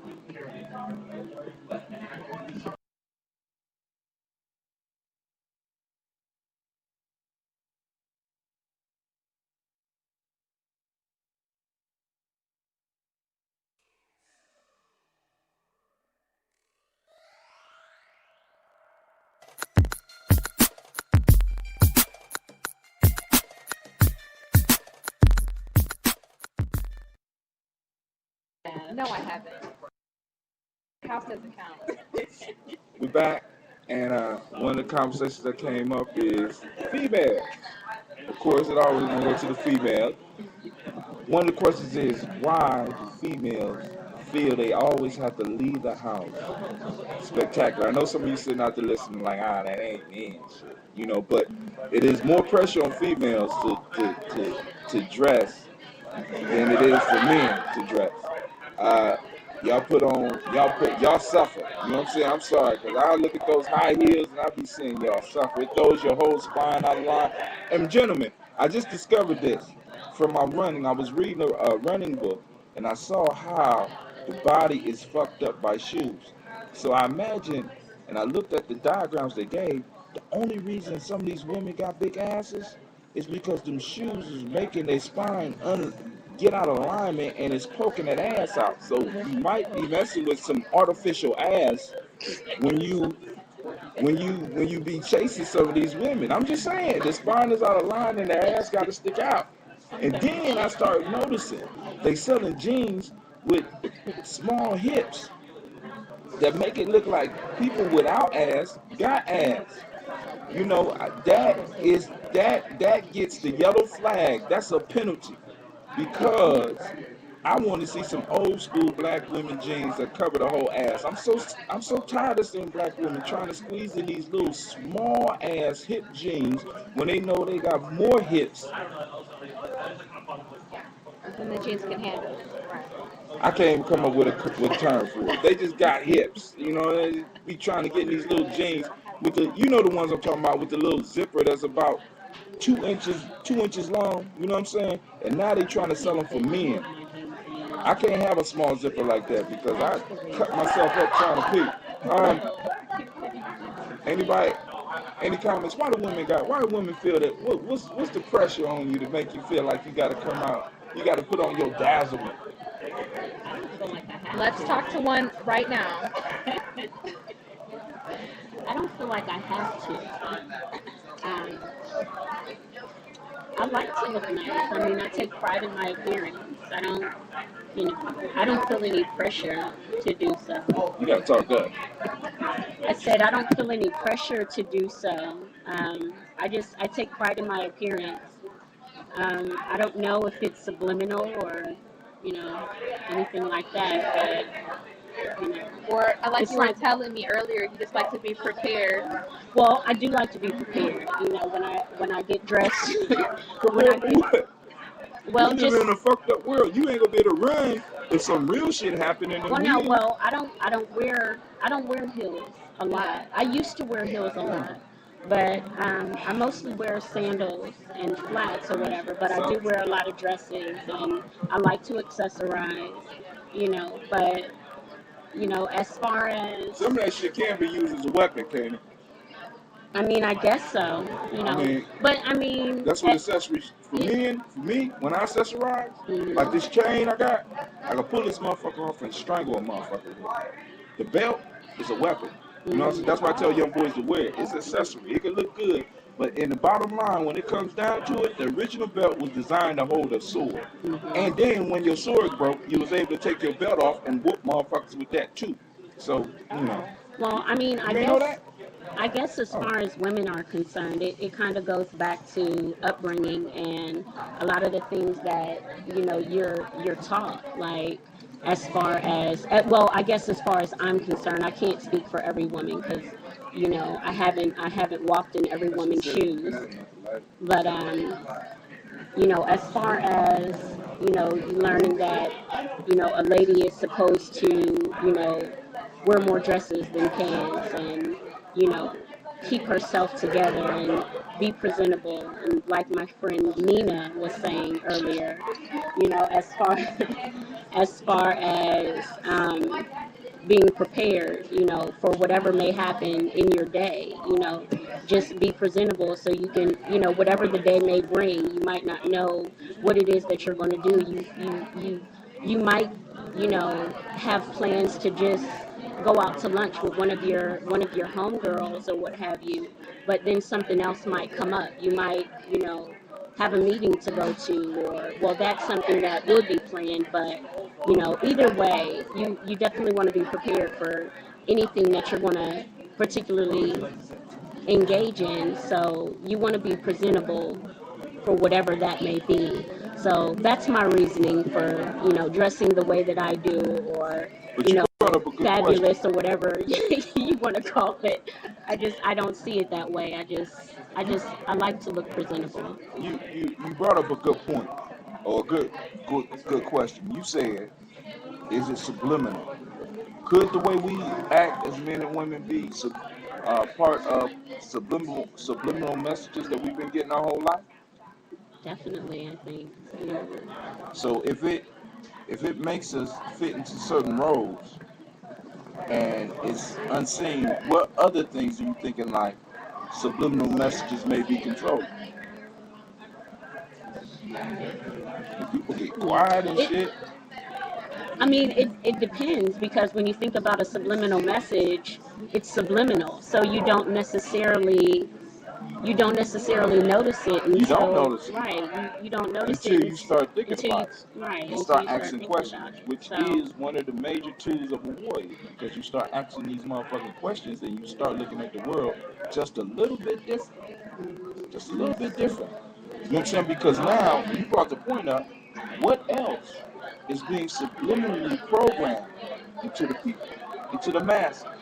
I mean, because we go to politics, we go to economics. What myths or what messages are being put out there for us to digest? I can almost tie a couple of things you said that's been said in this conversation. Like, first you said you can't have your cake and eat it too. First of all, like, when I hear that, I always think you can't eat your cake and have it too. Like, I think saying it like that makes it kind of gets clear, right? You know what I'm saying? It's a lot clearer what it's trying to say. You know what I mean? But as far as like, and then tying that in with the eagle and the kite, I think a lot of women they wear a lot of very visually appealing, you know what I'm saying, clothes. And a lot of times it attracts the type of person that is, obviously, all men are going to be attracted to beautiful women, you know what I'm saying? But not all men nowadays. All men that are attracted to women, you know what I'm saying? Right, I know be what you're saying. To the woman actually really putting that essence out there, you know what I'm saying? Essence is the essence she putting out there, or that those titties. I'm my. Saying. I mean, what? Titties, essence. I just make you look nice. I mean, we gotta keep it real. I mean, I like keeping it real. Look, they pulling their shit up right now. I see a couple of shoddy ones right here, girl. Pull them up. But then on that end, it's like, you know what I'm saying? You can't necessarily expect to attract somebody that's going to appreciate your beauty, but at the same time not be attracted to every beauty. You see what I'm saying? You said you can't expect somebody not to be attracted to your beauty without being attracted to. But your then booty. don't be surprised if they're attracted. You know what I'm saying? They're really attracted to that physical appeal that you put on, and then y'all might even start dating, and then they might be attracted to another physical appeal. You know what I'm saying? Like the same thing that attracted you to them, it's not going to stop attracting them. Right. Wow. Just because they're attracted to you. You know what I mean? Right. So now we get into an aspect of relationships after talking about subliminal messages, and then bringing it back to where if I am attracted to you on a physical level, then I'm going to be attracted to other people on a physical level. So how is it that we maintain these independent relationships You know what I'm saying? Because it's kind of, I mean, because if I'm attracted to you purely for your physicality, we know that there's people out there that look better than you. And there's people out there that look better than me. So if we hook up, how do we prevent sparks from flying if that's what I'm attracted to? I like big asses. I like breasts. You know what I'm saying? How do I prevent myself from running up on somebody that got a big ass and big breasts just like you? Or maybe I like them slim. You see what I'm saying? But the point I'm saying is, if that is the basis of the relationship, how do you make something like that last? And even from the flip side, from the man's perspective, you know what I mean? If you, let's say the guy might be, I mean, you know, men, women, everybody is always attracted to multiple things, you know what I'm saying?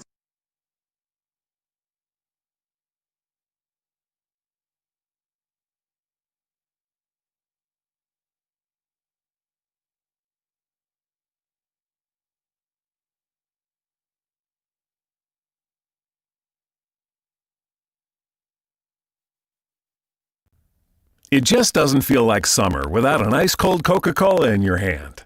Stop by your local convenience store today and grab a 20-ounce bottle of Coca-Cola or Coca-Cola Zero Sugar. Or pick up even more delicious refreshment with a 20-ounce bottle of Diet Coke, Sprite, or Fanta. So no matter how you soak in that summer sun, at home or on the go, grab an ice cold Coca-Cola today and enjoy.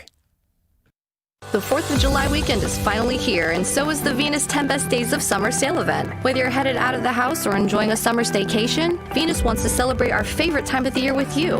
Hundreds of our fun, sexy swimwear and fashion styles are now up to 70% off, and this weekend only you can save even more. Get $15 off instantly when you spend $100, $30 off when you spend $150, or $50 off when you spend $200. Shop Venus.com and use the promo code STARS to celebrate the 10 best days of summer with Venus. It just doesn't feel like summer without an ice cold Coca-Cola in your hand. Stop by Speedway today and grab 3 20-ounce bottles of Coca-Cola or Coca-Cola Zero Sugar and get 500 Speedy Reward points. Or pick up even more delicious refreshment with a 20-ounce bottle of Diet Coke, Sprite, or Fanta. So no matter how you soak in that summer sun, at home or on the go, grab an ice cold Coca-Cola at Speedway and enjoy. To know for me, you know what I mean? They don't really ask much. Or maybe they just don't want to know anything. It just, yeah. It depends on the guy, it depends on the guy's intentions. Yeah, I didn't want to go there, but that's where I was going. Maybe they don't want to ask any questions. Back on air, y'all. Now y'all get quiet, huh? You said we talking about questions. Asking questions as far as relationships. They had a good conversation when I was trying to catch it, but they started whispering when the mic came back on. So y'all keep on going. I'm listening. Talk about the survey you did it for. She like, The survey. Okay, so I was doing a paper for an English class. Oh, Nina. I was doing a survey for a English class that I was taking, and I did my paper on ambiguity, and I decided to do it to focus my topic on relationships. So I started out with 10 questions that I asked 10 women because I wanted to get kind of gauge their questions and their answers just to see how similar women actually are, you know, as far as their thinking and their level of doubt, whether it be self or, you know, with the people that they are involved with or want to be involved with.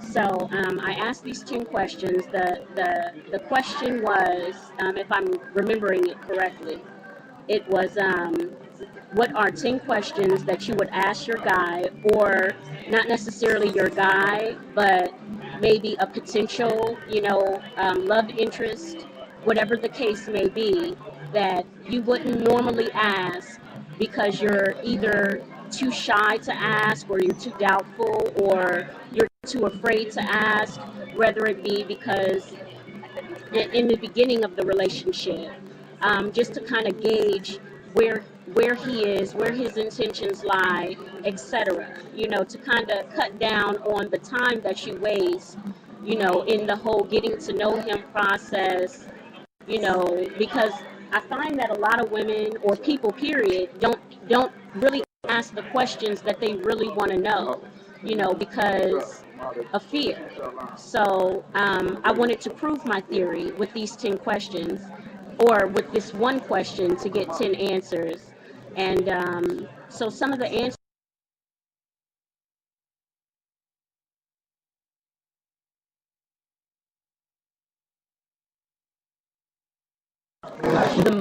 The most common question was, do you have a girlfriend? I believe that was on the top of the list. The second most common question was, how many children do you have? How many different babies, mamas? The third was, how many sexual partners do you have? And then from there, it got rather interesting. There was, what were some of the questions? The penises.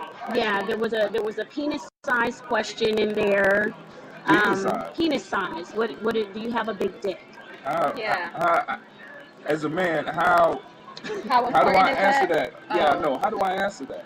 Compared to what? That means I would have to be looking at other dicks to be able to tell you whether it's big or not. And it kind of gives you an idea of where some women's minds are and why they find themselves in some of the situations that they find themselves in. Where their priorities are. Right. I would say. Right. Well, the first question was good. Yeah. Well, yeah, but mind you, I asked 10 questions to 10 different women, and I got 100 answers. That was just one of the ones among the 100 that I received. So there was also, money was an issue, or financial stability is an issue. You know. Now hold on. Let's stop there. As women, what is financial stability? Can you take care of yourself, basically? Okay. Am I going to have to carry you financially? Are you able to at least take care of yourself? So women actually nowadays are concerned about taking care of men? They're concerned with not taking care of men. They don't want to take care of men. Is that part of the game that's out here now? Women take care of men? Oh yeah. I miss that shit. When that shit start happening? Very, very just got out of a situation like that. Yeah. So yeah. Men were supposed to take care of themselves, right, their woman, and the woman's kids. But it's definitely not like that anymore. Why is it not like that? Not saying it should be, but you know, from personal experience, I would have to say, I guess it's gotten to the point where you trade financial stability for emotional security, if that even exists, really. Right. Because I found that, unfortunately, not to be true, you know. Well, it's more tangible to see the financial security, not the emotional. Yeah. So that makes sense. Now, because this is new to me, you telling me it's women out there that take care of men? Yes. Because can y'all introduce me to some? I'm just joking. I didn't know it was going down like that. I mean, it is. I'm old. I guess I'm really old. Yeah. I mean, that's always been the case. It's always been just like, because what was said was that women take care of men for emotional security. A lot of times when men take care of a woman, it's for sexual security. You know what I'm saying? It's like that's almost a man's primary need might be sex, where a woman's primary need might be emotional security. You know what I'm saying? So we trade one for the other. Right. So either way. Because I know a lot of dudes doing bad trying to take care of a woman. You know what I'm saying? They can't really afford it, but they don't want to not have the option. You know what I'm saying? or it might be a kid, or it might be whatever people's want to feel, whatever people want to feel secure in. You know what I'm saying? But at the end of the day, finances is the bottom line of a lot of relationships, or a lot of relationships ends because of finances. Damn, it's kind of fucked up. We're at a point in time in history where we breaking up over. You said in sex? Yeah. I think a lot of them You're start talking over about sex. financial security and sexual security. I don't So really know what that relationships is. You end can over have sexual sex. security? You can have sex with what? I'm saying you can have sex with anybody. Well, Why do you need a woman to No, it's a not. girlfriend or? Well, coming from our perspective, it's not the same thing because having sex with just anybody is not the same as having sex with somebody that you really have feelings for. Okay, so it's emotional security. It's emotional security too, Okay, right? You know what I'm saying? So when we say sex security, we're looking for a home. Now, I might want to go visit some neighbors. You know what I'm saying? Not saying me, but I'm just as a man, I might want to go visit some neighbors, but you always want to come home. There's always a security in home. That brings me to a thought. Like, for example, on the physical level, my grandmother and grandfather always had a house and always had a phone. And when my grandmother died, my grandfather got too old to maintain a house and moved out. And the number that was there my whole life was taken away. And it's like a void is still in my life because I can't never really go home. I can always go to one of these rental properties. I can even go to my mother's house, but it's not the same as me going home. And I think bringing that back to the whole sexual piece, when me and you have a relationship, regardless of the arrangement of where I go or what I do or where you go or what you do, when we come together, that provides the man with a sense of home.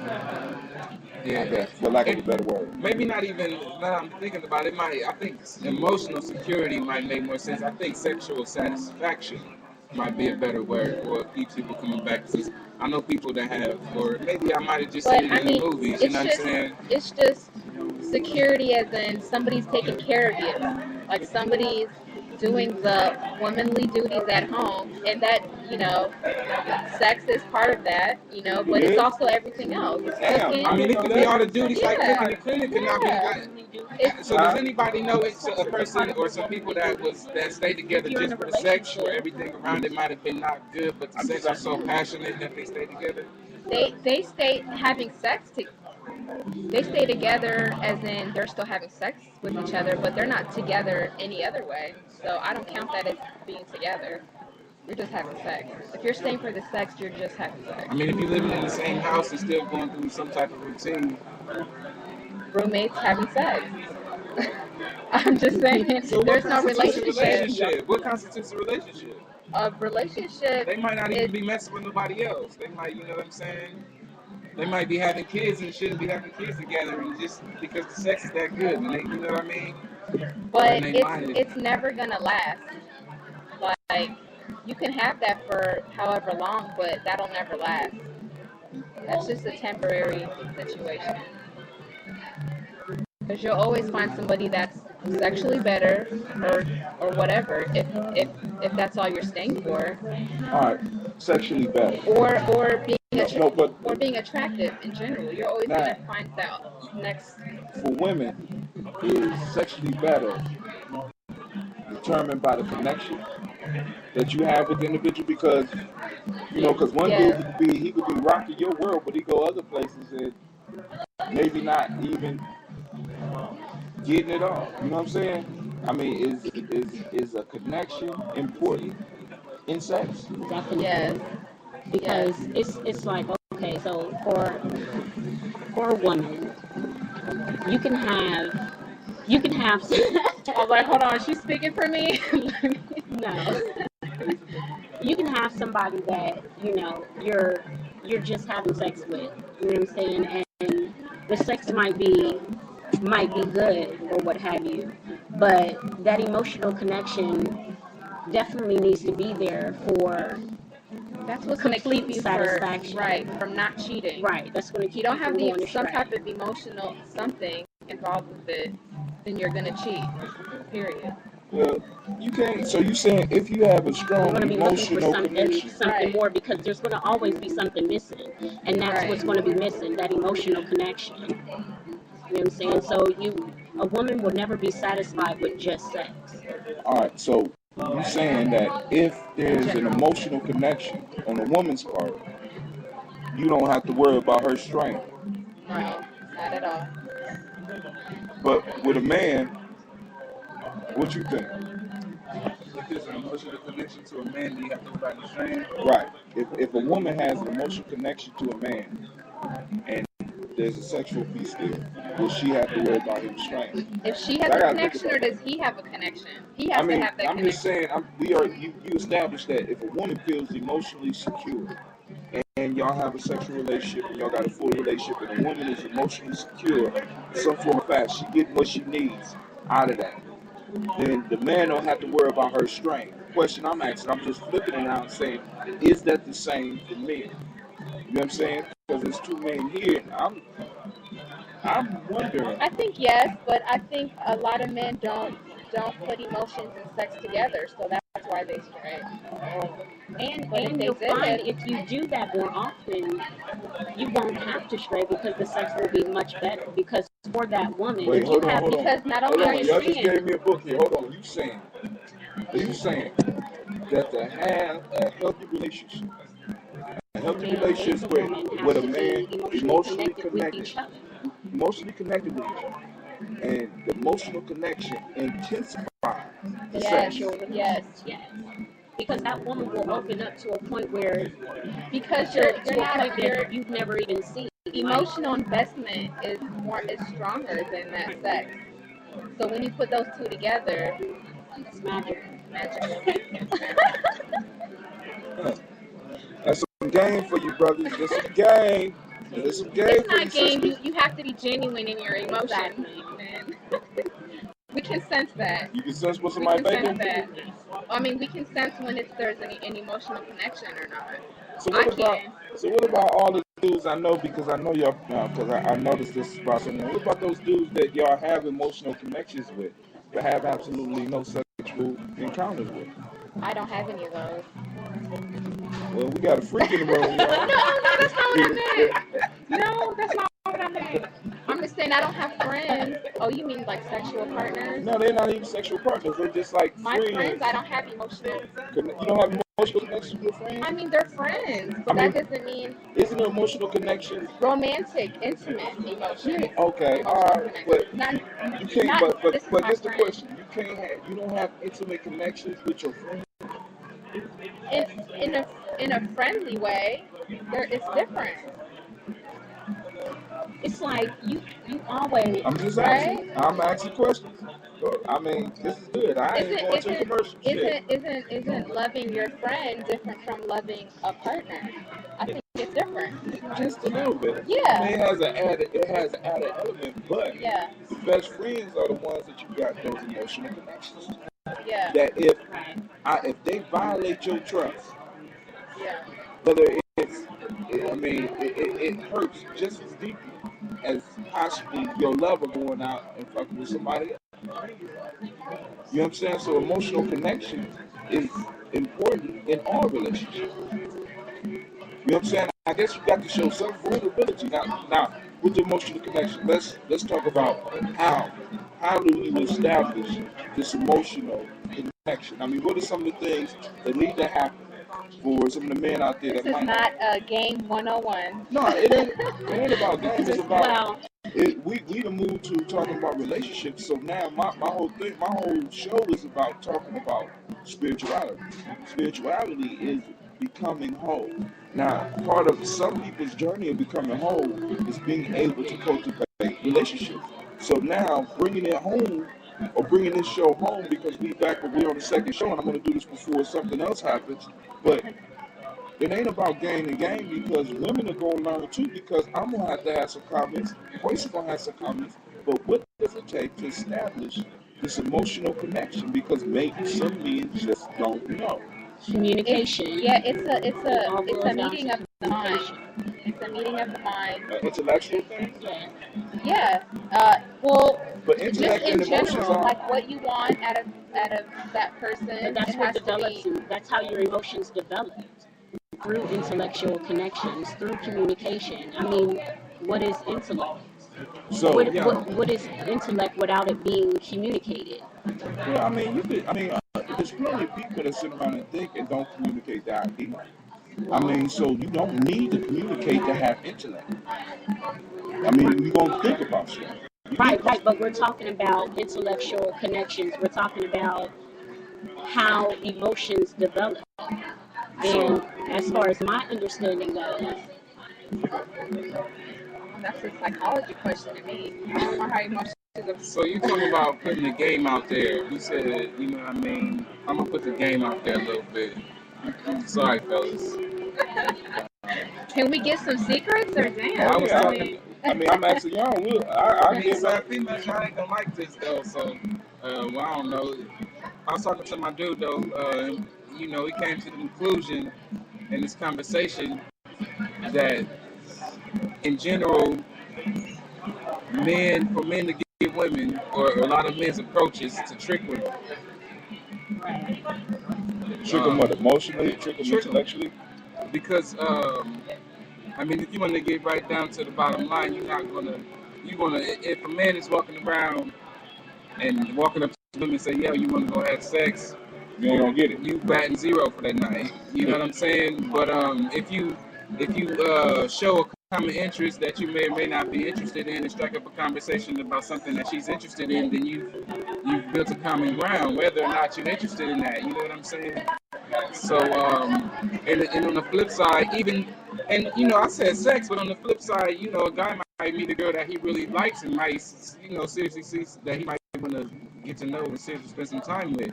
He's not gonna walk up to her and say that. You know what I'm saying? Because she can be probably weirded out that he was that forward. You always gotta.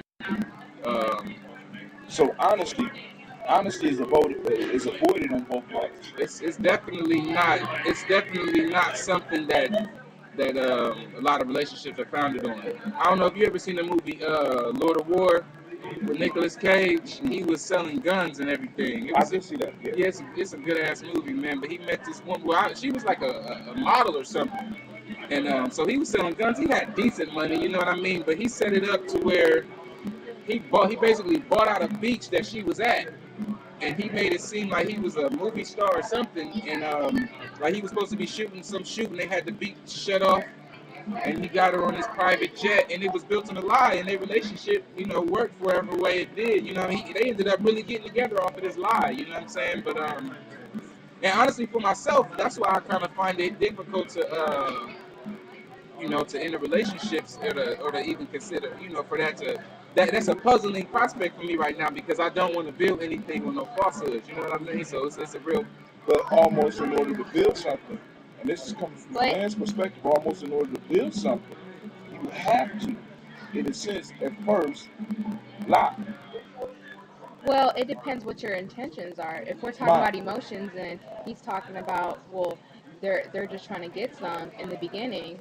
Then, well, I mean, that was just one scenario. Also, the scenario about somebody that might really like a person, might really want to get to know that person. And if you was to come forward with that in a sense would weird you out. You don't want to hear that shit at the very first. Wow. Yeah, but I mean, we know. You got some childbearing hits. No. I'm just saying. I mean, if you're attracted to somebody, that's called sexual attraction. So we know but you can't base a relationship on that. We just got done with that. The physical piece is nothing without the emotional piece. Now it'll get you. All right, but you know, but we're saying if you gotta lie a little bit. There's one thing to hold back, and there's another thing to lie straight up. So you said so are you saying that a lie? So you talking about one is lying by commission, and the other is lying by omission. The other one is lying by omission. Lying by omission is better than lying by commission. That was exactly the question I was about to ask. But they're both lies. Right. Either way. But if you're getting to know somebody, I'm not going to sit here and tell you every single thing on my mind. See, but this the point. But I'm not going to. But hold on. The lie of omission happens on both parts. Because in a sense, when we meet a woman, most of the time when we meet them, We don't meet you with your real face on. We don't meet you with your real shape. And that goes back to the earlier conversation about how people dress. About how people dress. We all are projecting these illusions. Now, men have been socialized to not express their emotions. Period. So now, for you to have a relationship with an individual, you have to draw that shit out. Like you said, that trust has to come. But before that trust can even come, you got to find some common ground. So I might have to pretend that I like what you're talking about, or you might have to pretend that you like what I'm talking about. Either way, it's a lie. Well, I'm not saying pretending, I like what you ain't never did it? I'm talking about sitting here and telling you, like, just sitting here naming all these things that I like, all these things that I don't like. I'm saying a relationship is progressive. It's not let me lie and then tell you that that I'm lying. So what about this? What about? I'm sorry to cut you off. Were you finished? What about a young lady or a young guy that just got out of a bad relationship like yesterday? So that night, going back to the dressing up, looking good, they put on their flyest outfit, get a nice little bottle or something or whatever, make them feel loose so they can go out that night. You know what I'm saying? And they, and let's say their life is really interesting. They got plenty of stuff to talk about. They're pretty engaging. You know what I'm saying? They want to ask you a lot of questions, but they avoid talking about they just got out of a bad relationship. I don't think there's a problem with that unless I just asked you about that and you lied. That would be a problem. Well, what about for change me, the subject? just for me. I'm not saying women. What about change the subject? Right, it was really skilled about avoiding that subject. Oh, if I really want to know, I'll keep asking. That's on me. There's some brothers out there with some fly game, baby. You can ask all you want. You might not get nothing. You see what I'm saying? But because I'd rather know. Well, there's some females with some strong minds that are not going to take that. I'm one of those type of people that would definitely want to know because I like to know what it is that I'm getting into. And I thought, I used to be under the impression that, dating guys that, I've known for a long time, would be better than dating guys that I just met because I don't know anything about them. But what I find is, there's really no difference because everybody puts on a false face. You know what I'm saying? It doesn't matter. Right. We all walk around. You really don't know anybody until you know them.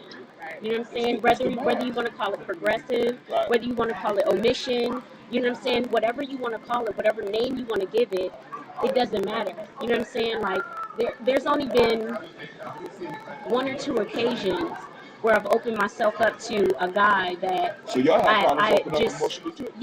where I opened up to a guy where I had just, met them and, got something cracking. There's only been like one or two occasions, and I find that that's not really too different from being with a guy that you've known forever. You know what I'm saying? Because it all goes back to I don't want to put myself out there. I don't want to tell her the truth about myself because I might not get what it is that I want. It goes back to selfishness. You know what I'm saying? Right. And because it's about what I want. You know what I'm saying? It's not about what you want. Some of the worst wounds I ever had in my life have been emotional wounds that stick around me because the physical wounds, they go away, but those emotional wounds, they stick around. Last for a long time. And I think a lot of people are trying to avoid those emotional wounds by not telling people everything. We're living in a very dangerous time, especially today, because we could be sitting here talking and somebody could be listening to us on national radio. Uh-oh. You see what I'm saying? I mean, I could have this shit on in my pocket and me and you could just do our thing and next thing you know, everybody know your business. So it's like right now, people are really up into protecting themselves. And I think it's really hard for us to really open up and get that emotional security that we were talking about. But do you really want to open up to somebody you're not even sure about? You know what I mean? I'm not disagreeing with you. What I'm saying is, when we first meet, we all lying. I think it would be better because that's where, don't you think that that's where the problem lies? Like, in every single situation that you talk about, really, it goes back to, you know, oh, I found this out about this person and I didn't like it, or, you know what I'm saying? But if that's something that you knew from the beginning, because everybody has things that they will and won't deal with. So why not just get that, all of it out on the table? You know what I'm saying? It's not really, because I'm the type of person that I'm going to let you know everything about me. Whether you like it or not. Yeah. Whether you like it or not. You know what I'm saying? Take it or leave it. That's who I am. Probably why we're single. That's probably why. I mean, but also I feel like not to defend omission, but I feel like something you say, it might not even be that important to you, but you feel like you have to say it because you don't want to, omit the fact. That might turn somebody totally off, but it's not even that important to you to begin with. Exactly, so I feel like, why can't I just keep that to myself? You know what I mean? But it might be minor things to you. That's saying that, But right. But what I'm saying, but now you get to where I'm getting to, because it's like, because we're not just talking about hooking up for a night. What I'm trying to get down to is what is the process? Because in the journey, in Gye-Nyame, what I try to do is break down things and look at the process. What is the process for developing this emotional security that you say, that y'all just said here, that would make the sex, not just the sex, but the whole relationship spectacular? Because there's a lot of people out there that's hungry for this information, and it's conversations like this where it should come out, and we just be smoking and having a good time, and somebody drop a jewel, and we might miss it or forget it because life hits as soon as we need it. We got time to think. That's one of the reasons I like doing my radio show live, because you never know what you or who might be out there listening that might need this information. So I know you don't open up on the first day. I know you don't open up when you first meet, but how do you go about establishing a sense of emotional security with somebody progressing? I think it's just about being honest, because a lot of people are scared because they think that person is lying or that person is maybe hiding too much. Well, let me offer some pushback on that. I have an uncle, one of the men I look at as one of my advisors. You know what I mean? He's actually been married longer than I've been alive. He's been married for 30 years. He married his person he married was he was in second grade. They was in second grade together. Oh, wow. You know what I'm saying? He told me that definitely not about sex, so he told me that the worst thing the person can do is be honest about everything.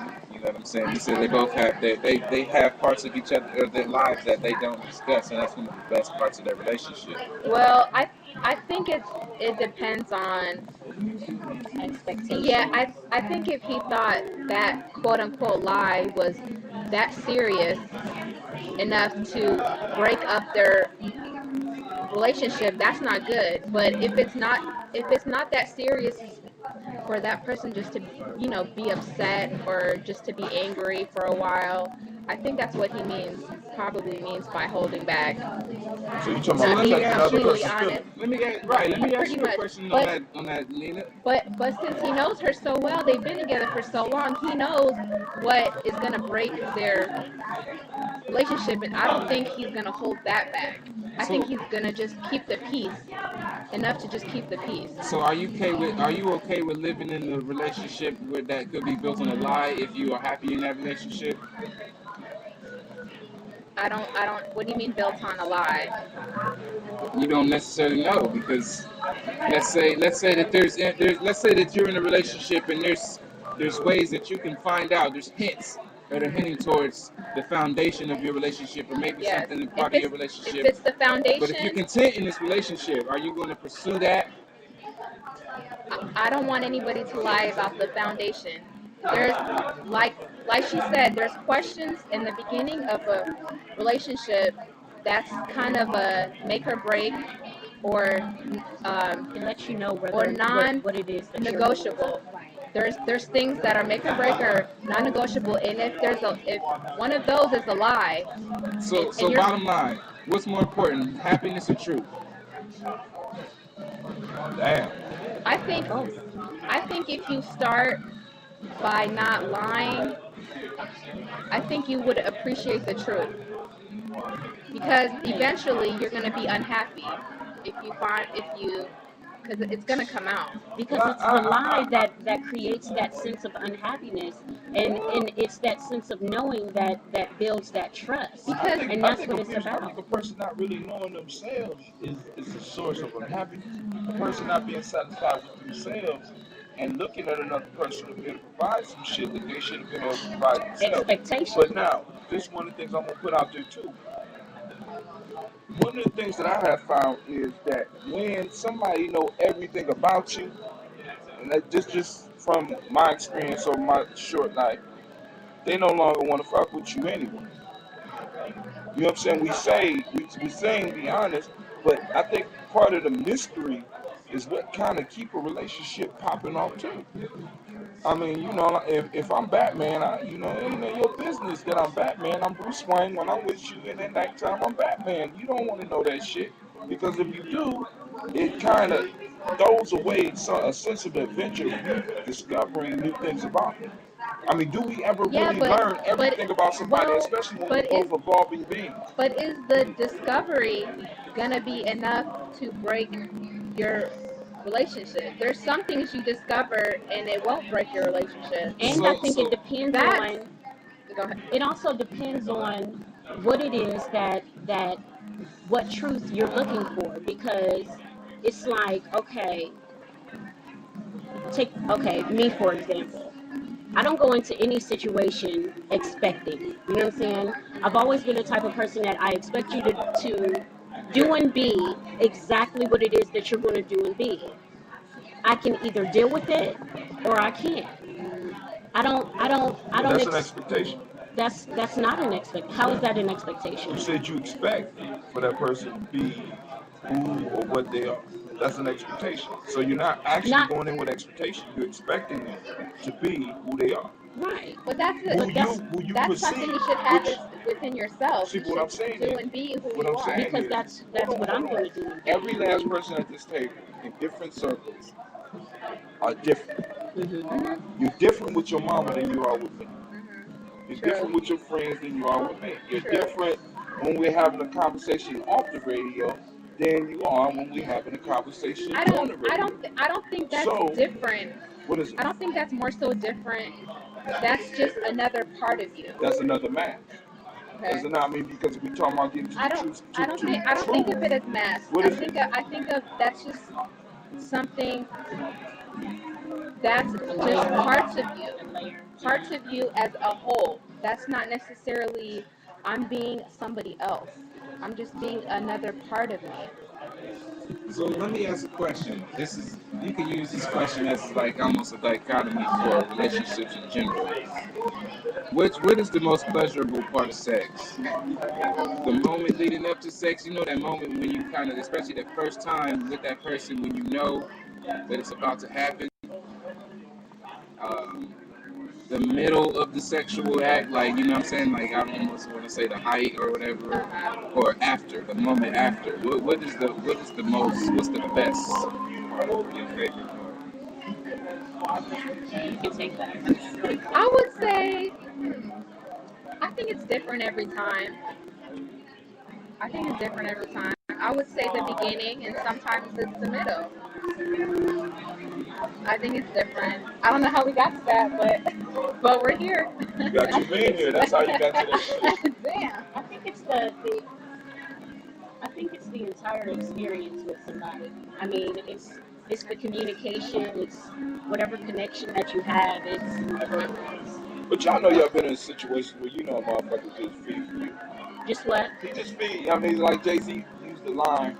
Well, in one of his lines where he was talking about this girl who he kidnapped for a guy, and he said he kept feeding her 50s to the shit she was speaking made sense. You know, a lot of times when in the moments when it's leading up to what's about to happen, motherfuckers feeding you what you want to hear. It depends on the type of situation that you're in, though, and the type of woman that you are. Because if you are the type of woman who is honest with herself, you know what type of situation that you're in. So, like Nina's saying, it's different every time. You know what I'm saying? It's different depending on the situation. It's, it's different every time. No, Yes, I wouldn't say you that. said everybody on the radio land heard you say. Because I mean, if you're in like just a sexual situation, you know what I'm saying, that's what's going to be enjoyable about it. Like, you know what I'm saying, the fact that you can just let loose, be completely who it is that you are, you know what I'm saying, and just get it in. I mean, that's what's enjoyable about it. The fact that you can do that and you find somebody that you can do that with. You know what I'm saying? If it's an emotional connection, that's what's enjoyable about it. It just depends on the situation. And now we move to a word from our sponsor. Was there any spirituality in there?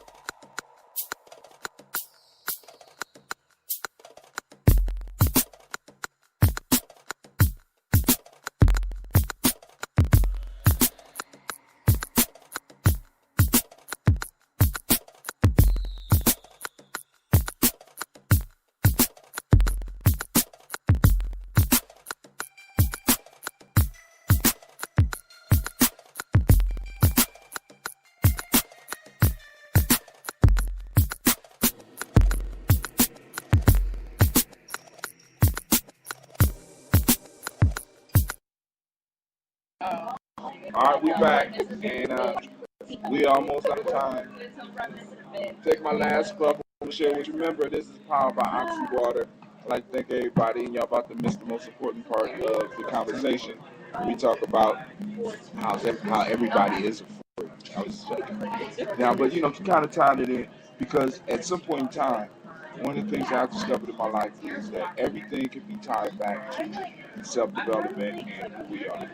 We cannot live our lives isolated. Well, we can't live our lives isolated from certain parts of who we are from the whole thing.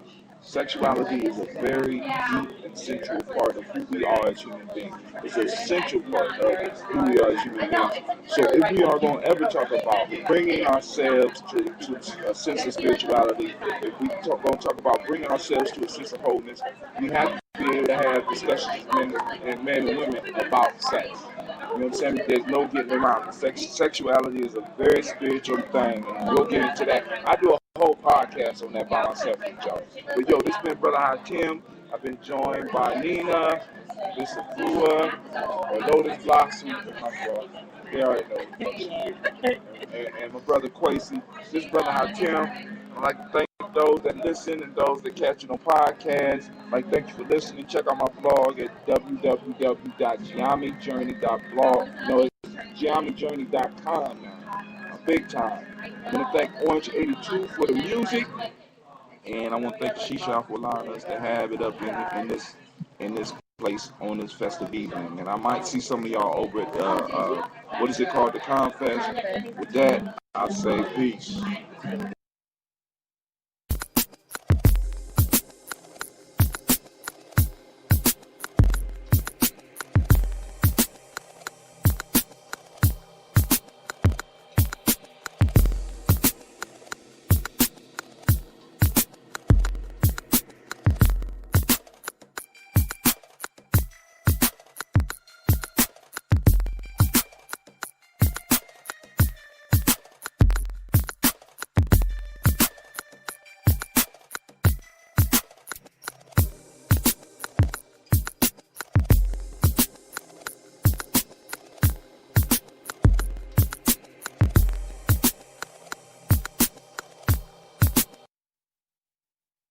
It just doesn't feel like summer without an ice-cold Coca-Cola in your hand. Stop by Speedway today and grab 3 20-ounce bottles of Coca-Cola or Coca-Cola Zero Sugar and get 500 Speedy Reward points. Or pick up even more delicious refreshment with a 20-ounce bottle of Diet Coke, Sprite, or Fanta. So no matter how you soak in that summer sun, at home or on the go, grab an ice-cold Coca-Cola at Speedway and enjoy. It just doesn't feel like summer without an ice-cold Coca-Cola in your hand. Stop by Speedway today and grab 3 20-ounce bottles of Coca-Cola or Coca-Cola Zero Sugar and get 500 Speedy Reward points. Or pick up even more delicious refreshment with a 20-ounce bottle of Diet Coke, Sprite, or Fanta. So no matter how you soak in that summer sun, at home or on the go, grab an ice-cold Coca-Cola at Speedway and enjoy. It just doesn't feel like summer without an ice-cold Coca-Cola in your hand. Stop by Speedway today and grab 3 20-ounce bottles of Coca-Cola or Coca-Cola Zero Sugar and get 500 Speedy Reward points. Or pick up even more delicious refreshment with a 20-ounce bottle of Diet Coke, Sprite, or Fanta. So no matter how you soak in that summer sun, at home or on the go, grab an ice-cold Coca-Cola at Speedway and enjoy. Now I got a real treat for you tonight. Tonight, New Orleans Cafe, Columbus, Ohio, and I have 2 master drummers on the drum. I'm going to walk in so you can hear them. Get down is Tony Allende West and his father, Tony C. West. 2 master drummers, they're going to sound on the spiritual, or whatever. It's about to go down. Those 2 drummers.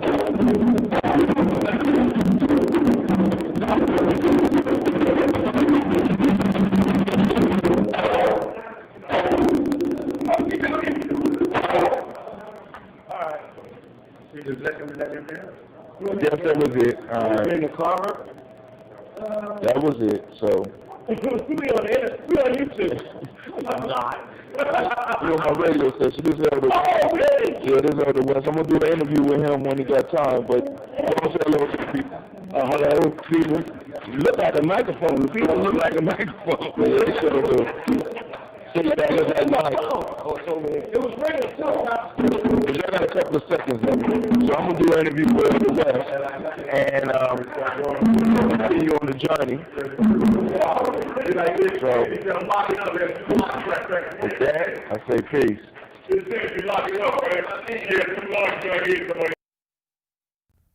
It just doesn't feel like summer without an ice-cold Coca-Cola in your hand. Stop by your local convenience store today and grab a 20-ounce bottle of Coca-Cola or Coca-Cola Zero Sugar. Or pick up even more delicious refreshment with a 20-ounce bottle of Diet Coke, Sprite, or Fanta. So no matter how you soak in that summer sun, at home or on the go, grab an ice-cold Coca-Cola today and enjoy. It just doesn't feel like summer without an ice-cold Coca-Cola in your hand. Stop by Speedway today and grab 3 20-ounce bottles of Coca-Cola or Coca-Cola Zero Sugar and get 500 Speedy Reward points. Or pick up even more delicious refreshment with a 20-ounce bottle of Diet Coke, Sprite, or Fanta. So no matter how you soak in that summer sun, at home or on the go, grab an ice-cold Coca-Cola at Speedway and enjoy. What makes a business a business? It's not the circumstances of a world that woke up on the wrong side of the bed that year, that decade. It's the everyday entrepreneur ready to put themselves out there. We're all sailing against the wind right now, but we will make it to shore. It's been done before, and we will do it again. To help you get started, we're offering websites, marketing tools, and guidance all for free. Learn more at GoDaddy.com. Peace, this is Brother Hatil. I'd like to welcome you to the journey. Today I'm joined by my uncle, Umar bin Hassar, from the Last Poets. And I just want to talk to him a little bit and let him drop some knowledge on us. I'm gonna just be free-flowing. So, Umar, if you could, go on and let the people know who exactly you are.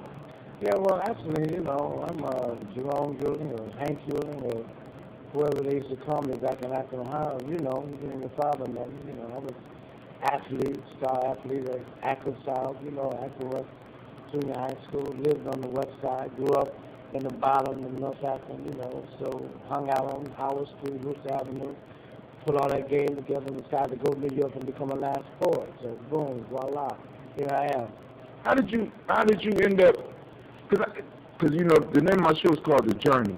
How did you embark on the journey to go to New York? Because I know it kind of had to be kind of hard to leave everything, because you from Akron. You jumped up and you left. Explain to my people out here what it took in you to get up and leave? What moved you to have to leave Akron? Well, first of all, you remember we had that little ride back in 1968 on Worcester Avenue? You know I was born to 68. That's right. Well, we had this little ride, and the thing was that we had gotten tired of the Akron Police Department humiliating and using us, our fathers, our grandfathers, and we decided to just, go and step up and join the rest of the basketball. But see, what happened, what brought about the initiation of our action ride or whatever was up in the Huff area. They'd already rioted the year before. They burned stuff down in the Huff area. Matter of fact, one of the brothers who was a capitalist for that ride, Ahmed Evans, we had run to and talked to him, and he said, it's time to get down now. It's time to do this. It's time to get these, so-and-so's off our back. And, and Ahmed Evans at that time told me one of the most honest things ever, any of the so-called revolutionaries told me. He said, when they go down, I'm going to be on the rooftop shooting cops. And that's just where they got him, on the rooftops. They killed 3 cops and up there. So that was happening at the time, because you had the stuff all around the country and riots and stuff. So, but the thing I was saying, the Akron Police Department was, and it wasn't all white people, but the Akron Police Department had their own little so-called difficult relationship, with a lot of black men, you from Akron. So all of a sudden, there was something that happened on the east side. Someone said, oh man, they killed a brother on the east side. All of that, it could have been just a rumor, it could have been a lie, it could have been just something as an assumption. But that's all it took at that time back in those years for somebody to say, they killed a brother somewhere. So next thing you know, we throwing stuff on Worcester Avenue, we going down Main Street, begging at Leroy's jewelry store, and these guys are shooting at us coming up past that canal down, and we come up that hill trying to get to Water Street. They shoot real bullets. So, boom, on that night it kind of cooled down, but the next night we back out again. I'm one of the so-called instigators. I'm right in the middle. Yeah, man, let's do this. Everybody said, okay, hey, we go fire you this time. Because yourself, I tell them, black people in Africa, they weren't all that black. They wasn't, most Indians, they were reactionary. They weren't anything about Africa or blackness or continence. They wanted to go to Firestone and Goodyear and get rich and get them jobs. Right.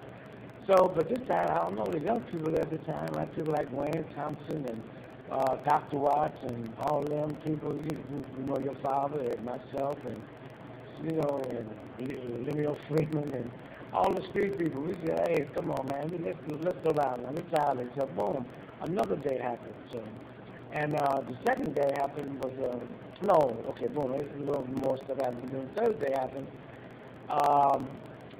They got my picture on the front page of the District Journal with my hands in the air, the National Guard. Got a gun on my back, and my mother said, all the niggas, they had to take that to catch you. So, boom, one more night we go down. This time, we had a place on Worcester Avenue, where it should be the barbershop, the corner, and Raymond used to be a barbershop, but we turned into the Black United Front. And it was our headquarters. So, we stood in there, we were supposed to be off the street, but we stayed off the street. We was messing with and playing when we were off the street. We run, so the cops, okay, we come in there after you. That's the thing I know, man.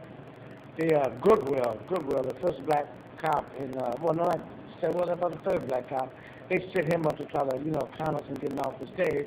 But what happened was, this one cop who I hated, I know he pushed Goodwill out of the way, and they came in, them, the cops, the gas mask, and National Guard, they came in, we was doing hand-to-hand in that little place, that little office room. And so, boom, they outmanned us, they had better equipment, so this thing, most of us have been put in this, what they used to call them, the paddy wagons. Yeah, they put us on the paddy wagons. What they do, they left all the vents in the paddy wagon, and they was throwing gas in on us, man. That was the worst ride we ever had down to the jail in Akron, Ohio. Man, they was throwing them gas bombs. Some of us was choking, and some of us, yeah, hold on, brothers. And some of us said, fuck it, hold on, shit, they trying to kill us. So we got to the jail, man. And brothers had their pants, some niggas got, was in their tangerine orange and they powder blue, their pants had been beat off of them, their chest torn, and so we all in jail. But I'm telling you though, what I tell them, for the first time, man, I was happy. A lot of brothers are still up. And a lot of us was happy, man. Even some of us didn't want to do this. And yeah, man, we're still up at the police department. And it was a good thing. So, basically they took up easy bail. Our mothers came down and bailed, so put up the collateral and let us out. So about 2 days after that, the Akron Police Department sent a letter of recruitment to my house. And my mother said, you know what this is about, because, at that time, 68, 67, in Akron, and they couldn't set you up, they set you up, and then they had a lot of, Akron was known as Split City, so they had a lot of those brothers who didn't like being black or they wanted to be black working with the police department. So I guess they must have thought, Hank Hewling, he was one to instigate, he was one, and so boom. And that time I got fired from my job at Firestone Time Rubber because the people in the administration office saw that picture of the National Guard. Right. So that night I went to work. This supervisor, his name was Breckenridge. I hated him, but I like him anyway. He came to the gate and met me at the gate. So, we don't want you no more. We don't need this. I said, all right. So here I am now. The Akron Police Department. They wanted me to come down and recruit for their so-called police force. I ain't got no money. I said, what am I going to do? Oh, I know my sister had a record player. She had one of them, record players that you put all the records on, you put the little thing on, it drive one by one, they play 13 accords. So I found her record player. Got $25 for it. And at that time, a trip from Akron, 1968, well, that was the city it was in 1969. At that time, a ticket from Akron, Ohio, New York was just $15. Wow. So, okay, boom. We kind of made all the little stops along the way to get food. And but by the time I got into Washington, by the time I got to New York, I only had 22 cents in my pocket, a pair of jeans, and a book of poems. That's all I had when I got to New York City. Your poems? And my poems. In 1969, February 1969, I had 22 cents in my pocket, a book of poems, and a pair of jeans in a bag, a brown bag. You ain't stopped since? I ain't stopped since. So everybody, what's happening? Oh my God, and my mother and my sister, nobody knows. I just had to get out of Akron because I know I thought some misfortune was going to come my way sooner or later. So about a year later, though, because I had been telling people too that I was going to be a poet. I was going to be a poet because I had met the last poets that summer of '68 and that spring of '68 in Wellspring, Ohio, at Antioch College. And then, well, you can see that some of the people who were there. It was Galen Kane, it was Abiel Doom, it was Felipe at that time, and it was David Nelson. But the people who I met at Antioch College, they was Abiel Doom, Felipe, and Galen Kane. So I dealt with David Doom with the poetry, man, and Doom told me, well, okay, man, this is what we're doing, put yourself together and come up to our place. They had a loft, a cultural loft called the East Winds on 125th Street. But before I did it, I had to go through that little thing that happened on a police ride. Right. Anyway, when I got to New York, I looked for, I found him. He took me to this hotel on 74th Street, Broadway, the Alamac Hotel, which was used as a dormitory for Sikh students. It was a Sikh dormitory. Those were minority students who couldn't stay on the campus of City College. Right. She was like the minority students didn't have the money. So he got me hooked up in there. So now I knew I had come to New York to become a last poet. I told everybody before I left, before the ride, people used to laugh at my friends and, family laughing. Oh, he going to report all the pimps. He going to I was going to take some of them hoes and some of them faces. I said, no, I ain't going to be no pimp. I'm going to be a poet. And guys are, hey, y'all ain't going to be a poet. This nigga's crazy. This nigga's crazy. But now, a year later, after I did that poem for Abiel Doom in that dormitory, and I got on the album, about a year and a half later, when the album went back, about a year and a half later, when the album went back to Akron, everybody go, oh, that's my boy, that's it, yeah. And so, man, boom, that's my history. How I became the last poet. That's how I made that journey. That's how I'm still making that journey. I would tell anybody today, to be a little black boy from projects of North Akron and, broken family and poor and doing it, boom, make that journey and say I'm going to go do what I want to do with my mind and stuff. And been all over the world, places like the Vatican, and I mean, two years ago we wound up in Croatia. I said, what the fuck I'm doing in Croatia? These people know about the last poet. They come up with me with that first album and platinum a year, man. We just waiting for y'all to get there. So it's been a very wonderful journey. I have no regrets, man. I have no regrets. I've had my ups and downs in this life, in this world, but that's all part of my journey. That's all part of me being a human being. So right now, if I was to be out here born, but just right after this interview, I would have a heart attack, I'd be okay. I'd be smiling on my face because I did what I wanted to do. I believed in that dream. I followed that dream. I believed in that journey. I made that journey. I'm quite happy and blessed, man, to be here at this time and this part of my life. Man, you know what? Because that was concise, that was clear, and you covered every aspect of the hero's journey.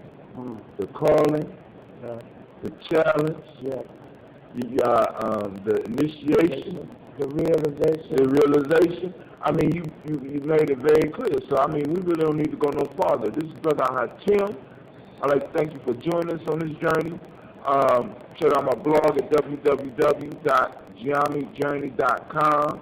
And I want to thank my uncle, Mr. Umar bin Hassan, the last poet, the one that wrote and originated, "Niggas are scared of revolution." Niggas are scared of revolution. And I was thinking about all them niggas in Akron when I wrote that poem. That's what I was thinking about. Niggas, all them niggas, all my images. That's what I was talking about when I did that poem. Niggas, wow. I was about the niggas that stand on the corner of Rooster Avenue and Raymond and Howard Street, and I was talking about them niggas I was putting out there, Jack. Wow. I mean, so, I mean, in a sense, niggas are scared of revolution was an actual experience that you went through that you just shared on the Gye-Nyame journey. That's all. Damn. And it's a small world because, you know, my whole life, like I heard the last poets, and I moved up to Columbus, and I got into the Black Conscious Movement, and I started listening to the last poets, and one of my favorite cuts, of course, was Niggas Are Scared of Revolution. And all this time, you know, I'm like, damn, you know, and then I finally met you because Quoto brought you here, and we started talking, and I found out you from Akron, and then I said some names, and you were like, damn, I know your daddy. I know how your mama doing, blah, blah, blah. And then I go speak to my mom, I say, why you ain't tell me you knew somebody last week? I said, who? I said, Umar bin Hassan. She said, hey? I said, what? So all this time, you see me walk around with dreads, with African shit on it, and all this. You never said nothing about knowing one of the people that is responsible for me even learning how to think. Because if I would have just stayed in Ohio State, I would have never learned how to think. I would have learned how to follow orders. The Niggas Are Scared of Revolution was one of those things that snapped me into being able to think. Well, that was when I was really calling for you, man. I appreciate that. I appreciate that, Joe. I don't know what you just said, because we were just talking about that video that you wrote on that. I was saying, Joe, I tell you, the one who said it, he's going into the real deep stuff. But again, I can see the point that you are saying that. Well, your daddy was a thing too. You may have bounds on stuff, but you know, right. This wasn't no. Right. Well, he wasn't stupid. He was a thing. He just that drug did all of us. I was part of that drug, part of that chemical warfare. I can see that. So. And it's impressive. I know niggas who could do martial arts and run through walls and walls, but they wound up on crack too, sleeping in Central Park West, right beside me. So, you know, it got to some of the best of us. You know? Oh yeah, I mean, but that's the nature of warfare. That's the nature of warfare. You know what I'm saying? And but to survive that and come back and not right. That's the most beautiful right. thing. That's right. what I'm grateful for, because you know a lot of people thought, you know, Omar gonna end up like Marvin Gaye or David Ruffin or Huey Newton or Gil Scott. Said, no, I'm not. I don't want to wind up like that. Because my thing, I was a winner like that. I was on winning football teams and bounds and. Well, you was soft. You ain't know nothing about winning. That's what I'm saying, you know. So I was a winner, man. I ain't going out like this, no, man. But just like LeBron said, I ain't going out like this either. He's going to act like this. Right. I know that look.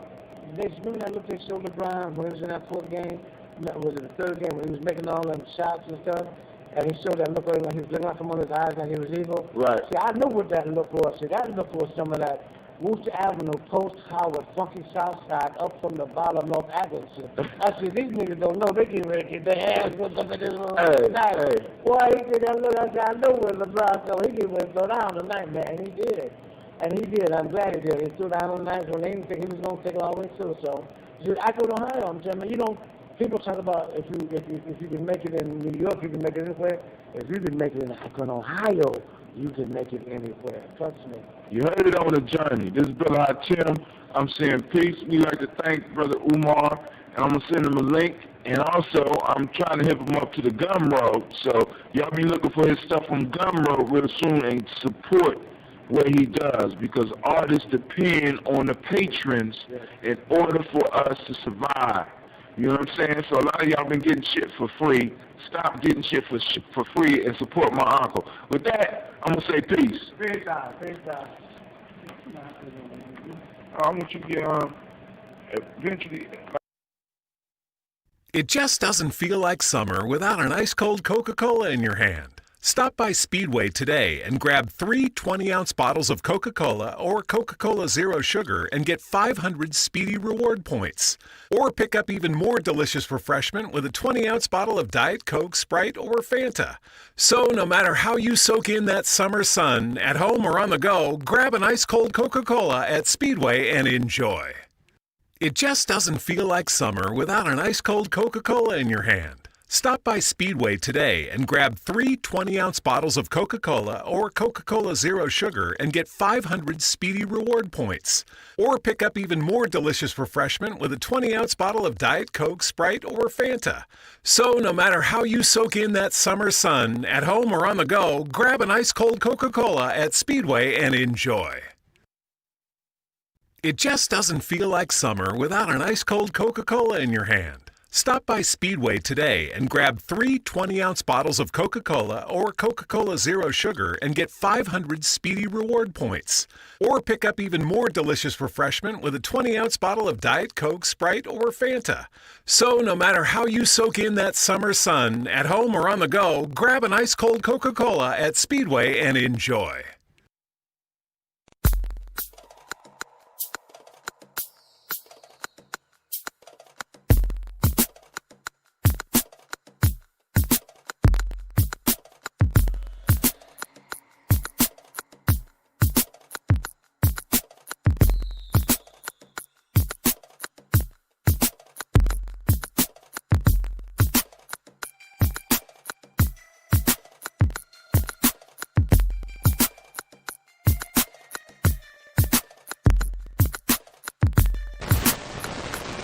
Peace. You go out Tim. Thanks for joining me on Gye-Nyame journey. We are on the 4th tour. I have been able to stick to it and move us through the 4th tour. So by making it to the 4th tour, I'm able to say to all of those that are listening and checking in on this, what's up, players?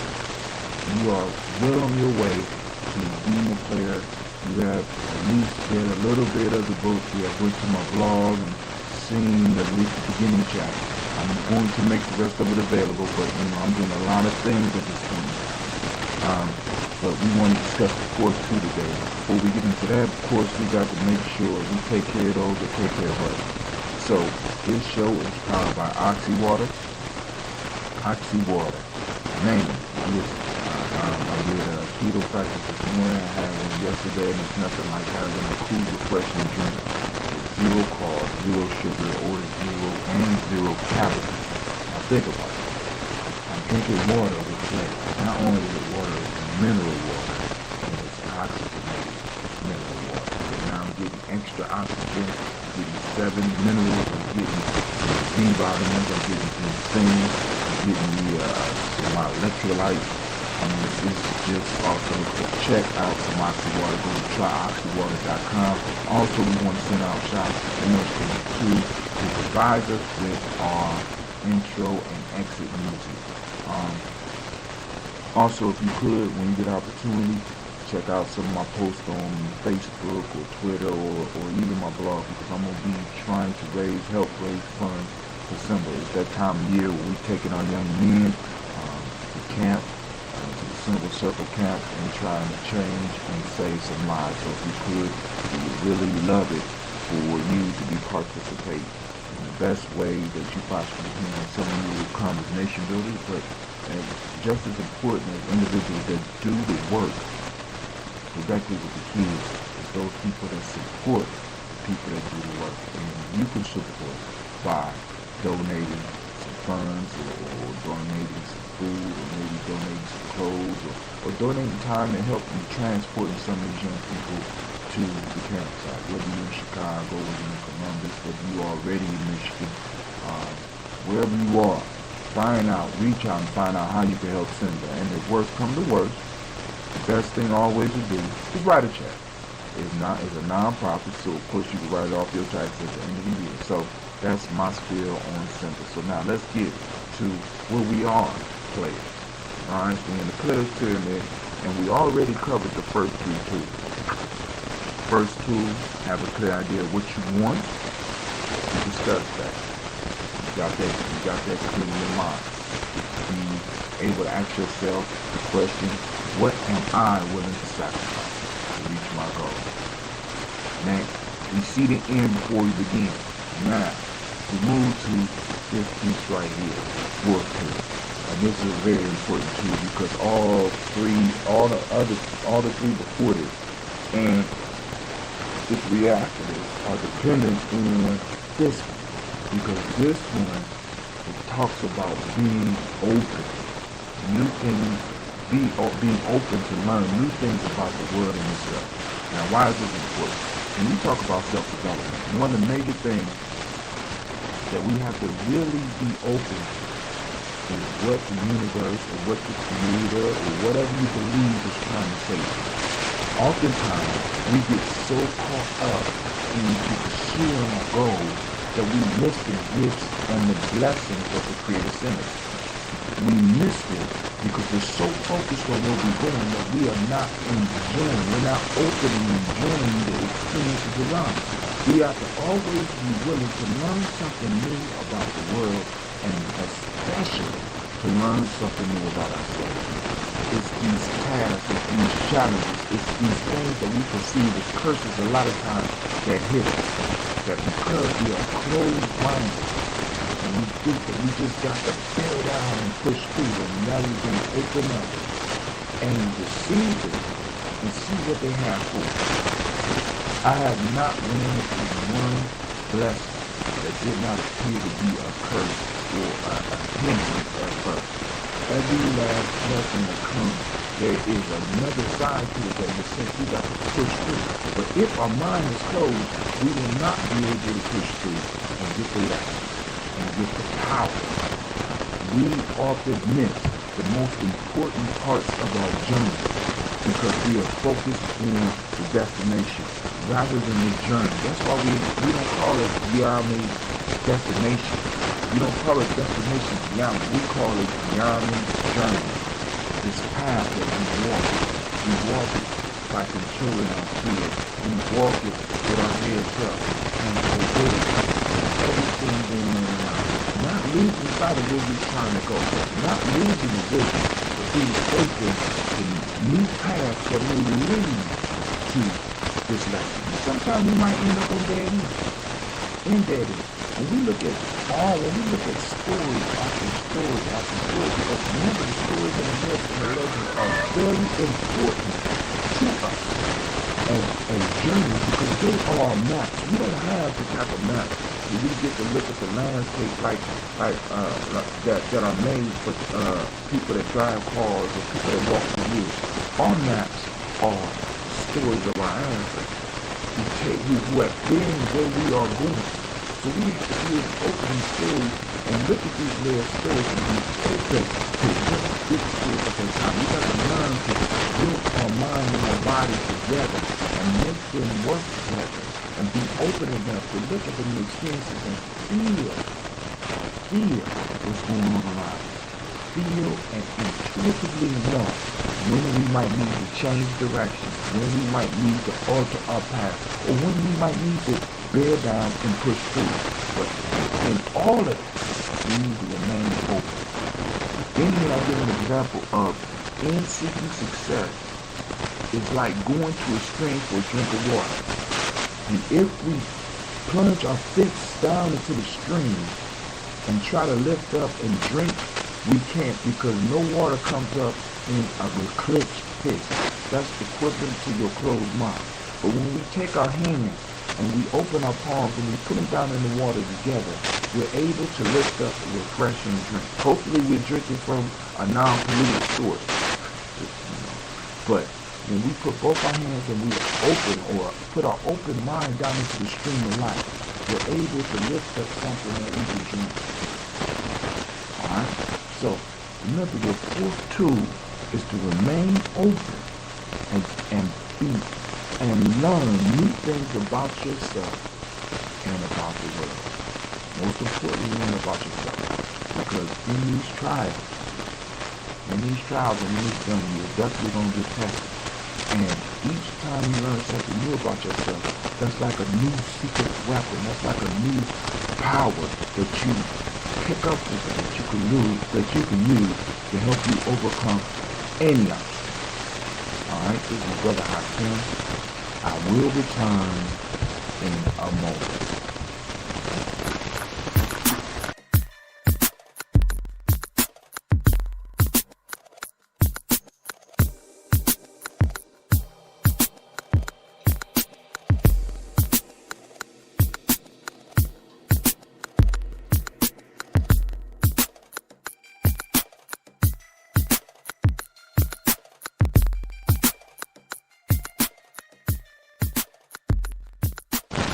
We're back.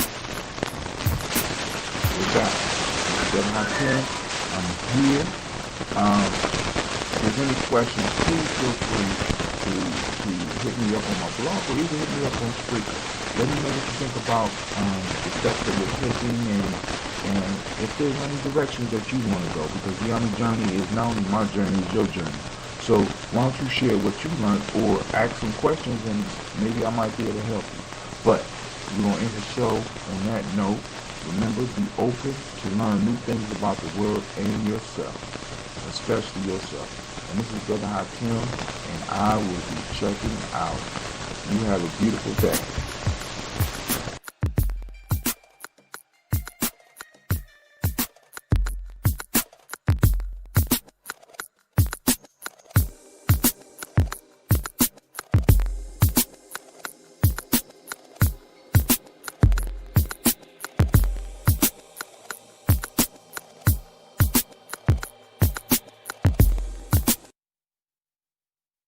You've been camping in your backyard, cycling in your living room. You've been enjoying rain showers in your bathroom, campfires on your TV screen. You've been counting stars and birds from your window and holding family cookouts in the kitchen. Now, get ready to go. Go on a real vacation. Take the wheel at your nearest RV dealer or at GoRV.com. It just doesn't feel like summer without an ice-cold Coca-Cola in your hand. Stop by Speedway today and grab 3 20-ounce bottles of Coca-Cola or Coca-Cola Zero Sugar and get 500 Speedy Reward points. Or pick up even more delicious refreshment with a 20-ounce bottle of Diet Coke, Sprite, or Fanta. So no matter how you soak in that summer sun, at home or on the go, grab an ice-cold Coca-Cola at Speedway and enjoy. It just doesn't feel like summer without an ice-cold Coca-Cola in your hand. Stop by Speedway today and grab 3 20-ounce bottles of Coca-Cola or Coca-Cola Zero Sugar and get 500 Speedy Reward points. Or pick up even more delicious refreshment with a 20-ounce bottle of Diet Coke, Sprite, or Fanta. So no matter how you soak in that summer sun, at home or on the go, grab an ice-cold Coca-Cola at Speedway and enjoy. Peace, yo, this is Brother Hakim coming to you with the Gye-Nyame journey.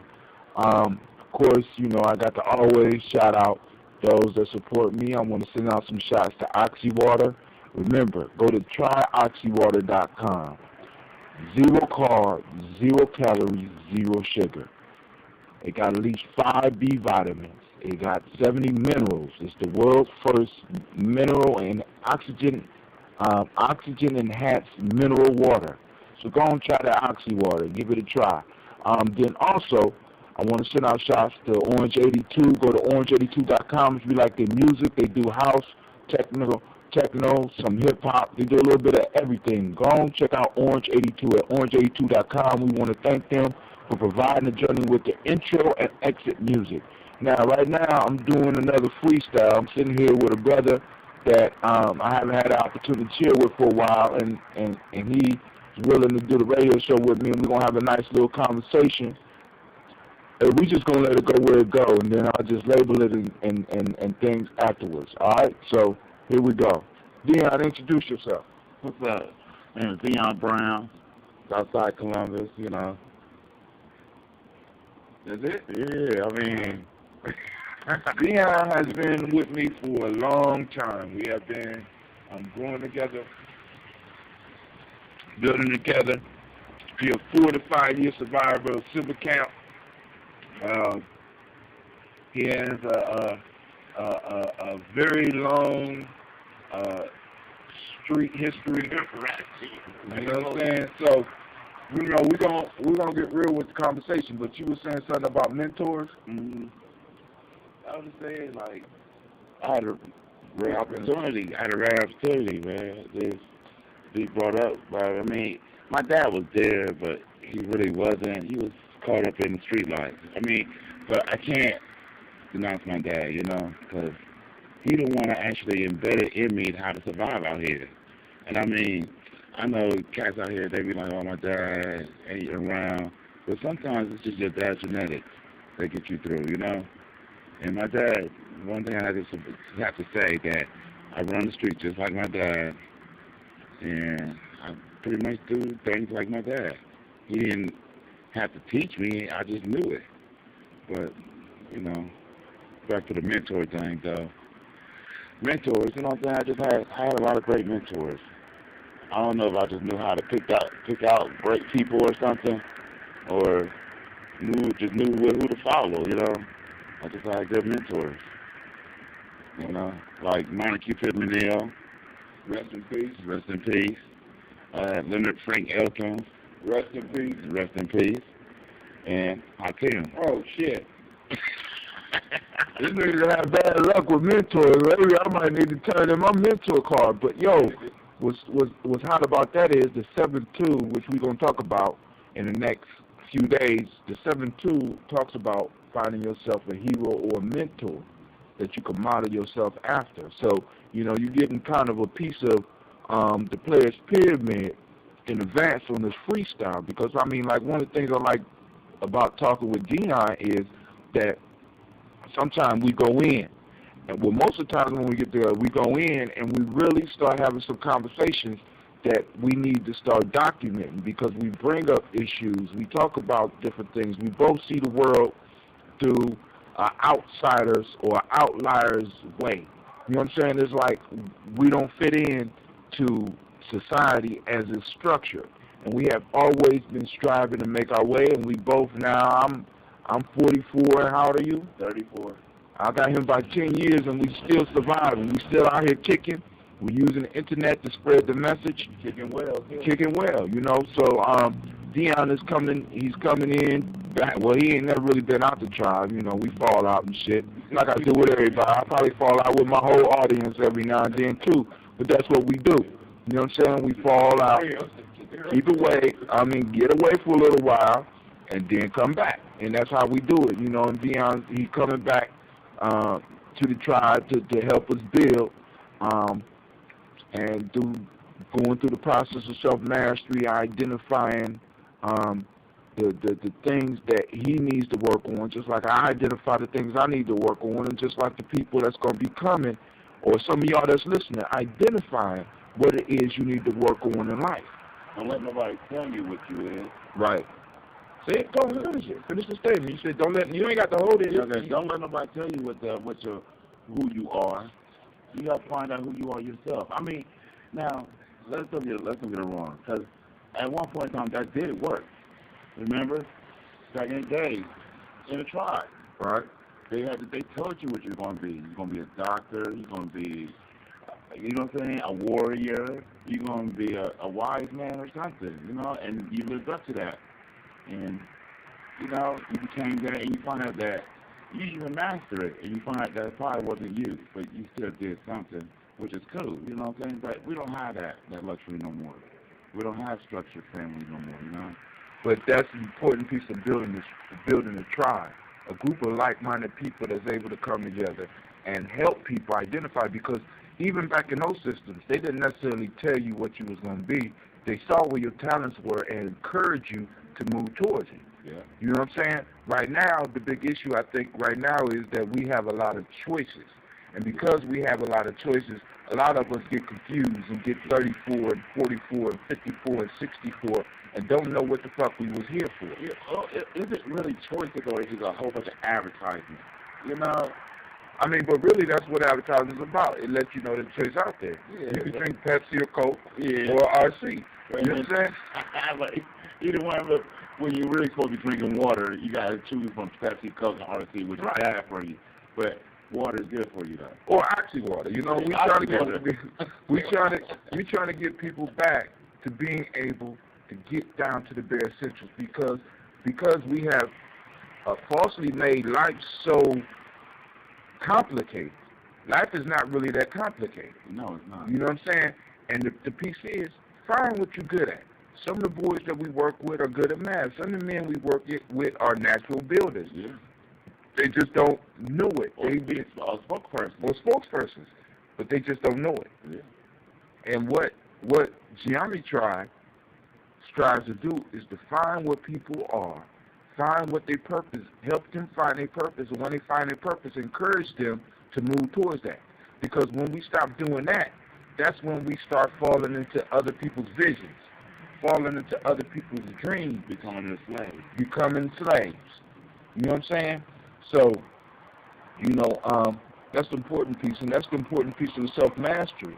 That's why I'm really, really stressing this for the old generation that's coming back and for the new ones that's coming. Self-mastery. You know what I'm saying? Because if you don't master yourself, somebody else will master your ass, and that makes you what? A slave. You know what I'm saying? So one of the major purposes of Gye-Nyame tribe is making sure that we free people from the mental bondage that they are in. That's been a major goal in my life. I ain't been able to vocalize that, but that's a major piece. Do you. You know what I'm saying? Be the best you that you can be and find your tribe. Maybe your home is Gye-Nyame. Maybe your home is to build another tribe. But whatever it is, be the best at what you can be. And when you become the best at what you can be, you'll see people gathering around you with other talents, and you'll be able to build something bigger. Yep. You don't have to go far to build that. You don't have to go out the city or anything. You can actually start at home. Master your home. You're supposed to start at home. You know what I'm saying? You can be a son. Be the best son you can be. You can be a dad. Be the best dad. You can be a mom. Be the best mom you can be. That's your part right there. See, one of the things that I teach Cleve, and a lot of young people I work with, is not to be good at something. That's the worst thing that people told us in coming up. You need to be good. Mm-hmm. Fuck that. Good is the enemy of great. That's a major tagline of the self-mastery process. Why settle for good when you can be great? Everybody's good. Yeah. Don't be good, be great. That's what I told my son. He said, I was good today. That's not good enough. That's not good enough. Nigga, you need to be great. You know what I'm saying? You're supposed to be great. And you're supposed to strive for greatness. And that comes from one of the key points that you hit on. You said mastery. Self-mastery. Mastery is a key piece of what we do. Yeah. I mean, you got to look at it. And, man, when I was taught that in the temples of Egypt, first thing they said was know yourself. Know thyself. Know thyself. Master yourself. Master yourself. Know who you are. Right. And hone in on that. Focus on that. You know? And, I mean, we sit out here doing the breeze and stuff, kicking back. And it's so much stuff that I was trained, and I had to master when I was with the dynasty, with Gye-Nyame, you know, and all that stuff I took for granted. But now that stuff is carrying me. It was the mastery that I learned that's carrying me today, you know, and it never stops. Once you master one level, you want to master the next level. Mastery never stops. It never stops. And that brings us to another important point. This thing called practice. Mm-hmm. See, Gye-Nyame is a practice. Mm-hmm. Self-mastery is the process. Gye-Nyame is a practice. And practice is not something that you do. It's not necessarily just the verb, practice. You know what I'm saying? You get out and you do something. You do practice, it religiously. Right. Practice, the way we apply it, is more of a noun. It's something you possess. Mm-hmm. You do it for the sake of doing it. You know what I'm saying? People have been for a long time. We've been letting people just get by just doing the physical practice, the burning. You know what I'm saying? We call it letting the phoenix rise, the push-ups, but they ain't doing the heavy mental lifting on a daily basis. And buff.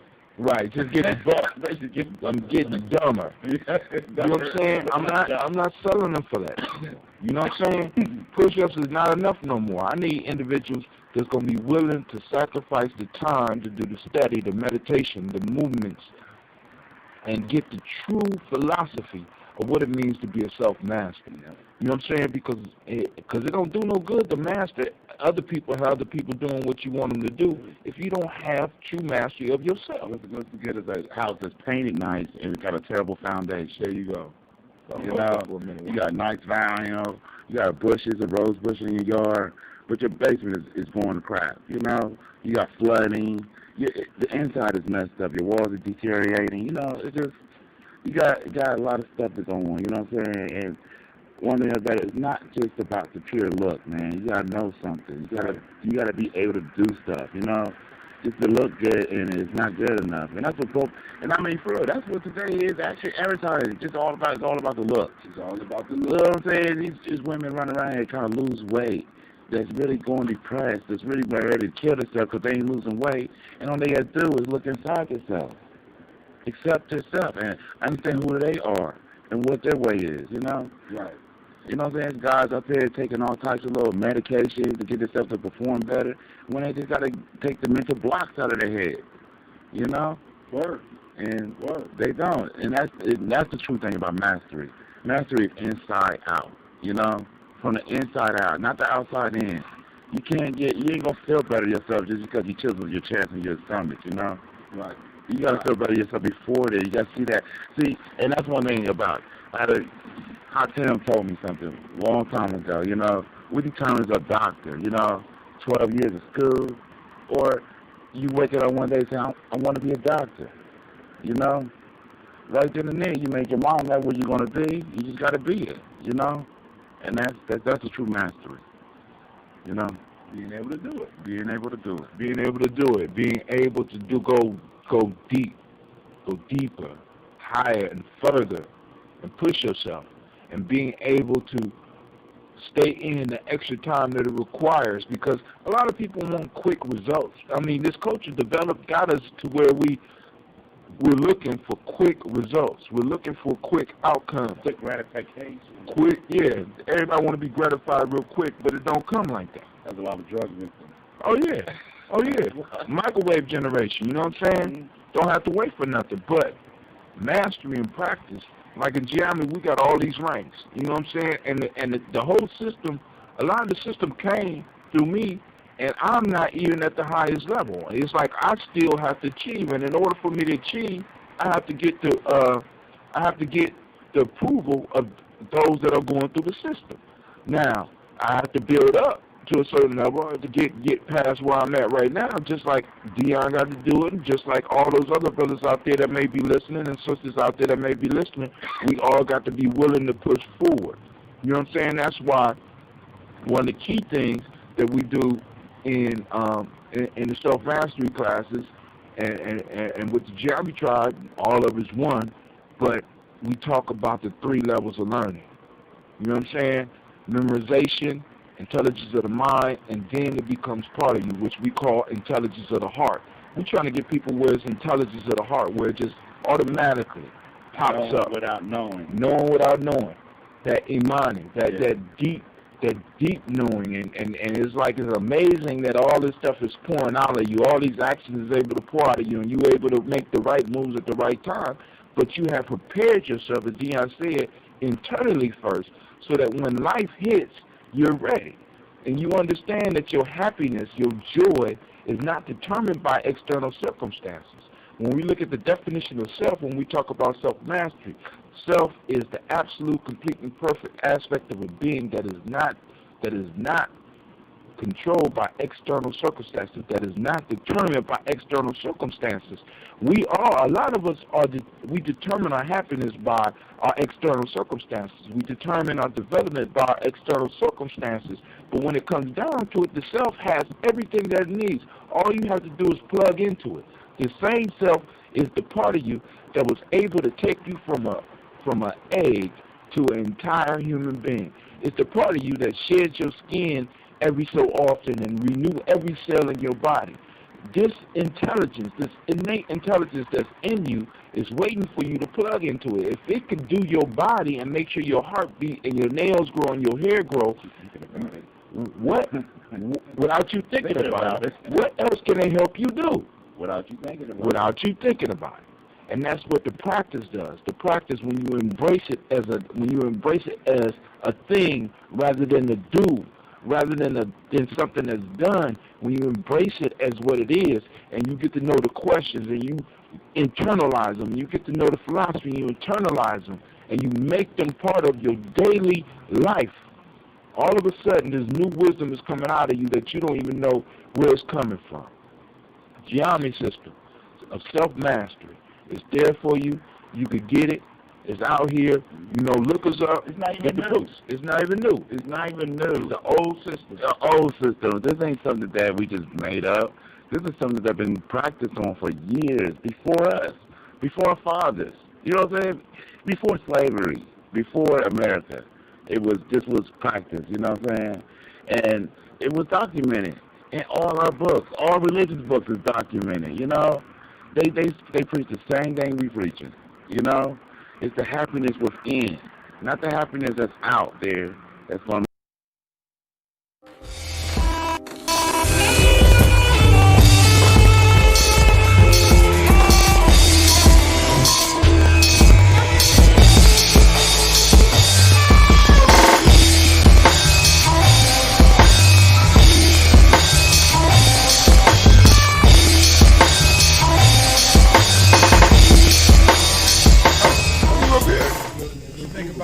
question too. It Go can ahead. be on the record, off the record. It can be on the record. I heard Bob Johnson said he's talking to the higher powers, I guess the government, about our reparations. And I guess the numbers that they come up with were about 3. His name is Saul, here in Ngozi, Northern Light Shopping Center. He want more than just a nice cut. Good conversation, good vibe, good music. Come see me at 3512 Cleveland Avenue. Women, but the most important goddesses were black, not just for the African now, in the civilization of the Greeks. The Greek was so profoundly affected by the Africans that the goddess of chastity was a black woman, Artemis. The goddess of wisdom was a black woman, Minerva. The goddess of beauty was a black woman, Diana. And many of their great mythological figures which were critical to the vision of history, the history of the Greeks in the Odyssey. The woman who has the power to draw Odysseus and all his crew into her is Circe, who is represented as a black woman with African features on the Greek vases. The woman who helps Jason win the golden fleece is a black woman, Medea. The woman who marries Perseus, the Greek hero, is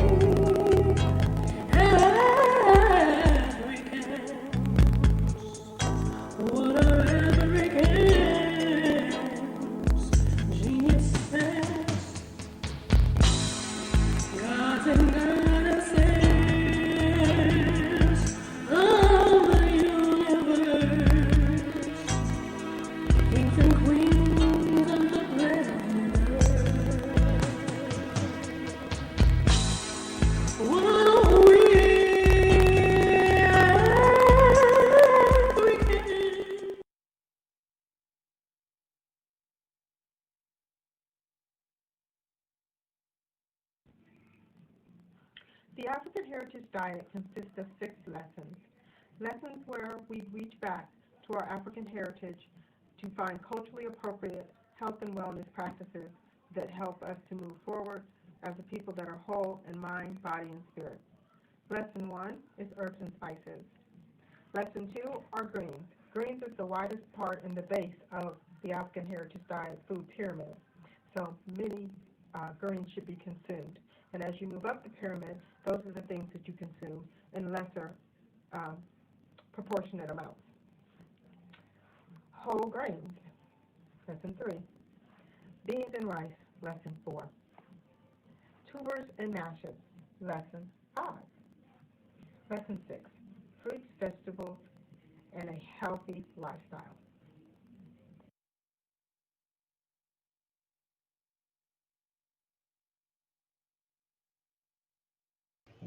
I am a genius. My ancestors were geniuses. My ancestors have made me a genius in all that I think, say, and do. I must declare myself a genius. I am a genius. Whenever I am myself, I practice my geniusness and do great things. All my thoughts, choices, and deeds must express my geniusness. I am a genius. My decisions must always be in the best interest of myself, my family, my people, and my God. Only then will I and everyone I know that I am a genius.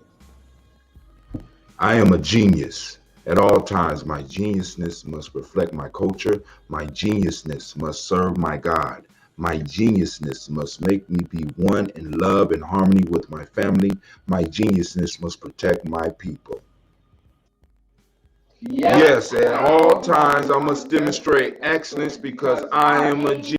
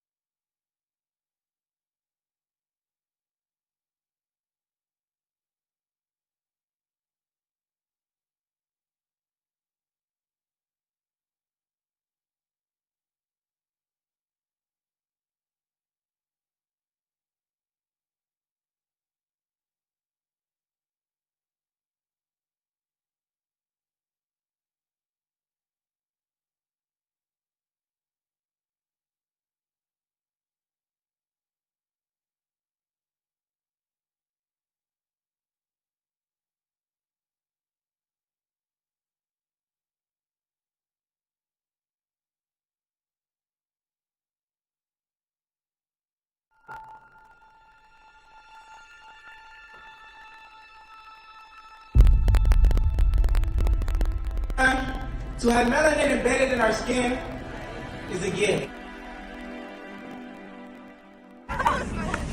Oh my gosh, when I say too black, you say too strong. Too black? Too strong? Yeah.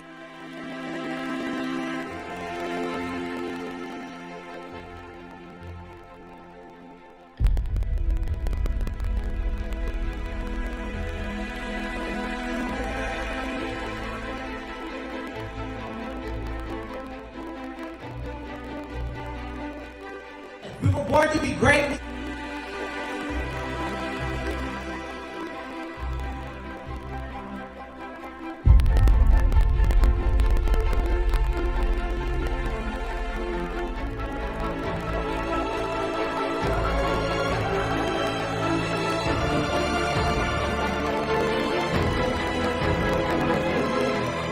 Oh my gosh, when I say too black, you say too strong. Too black?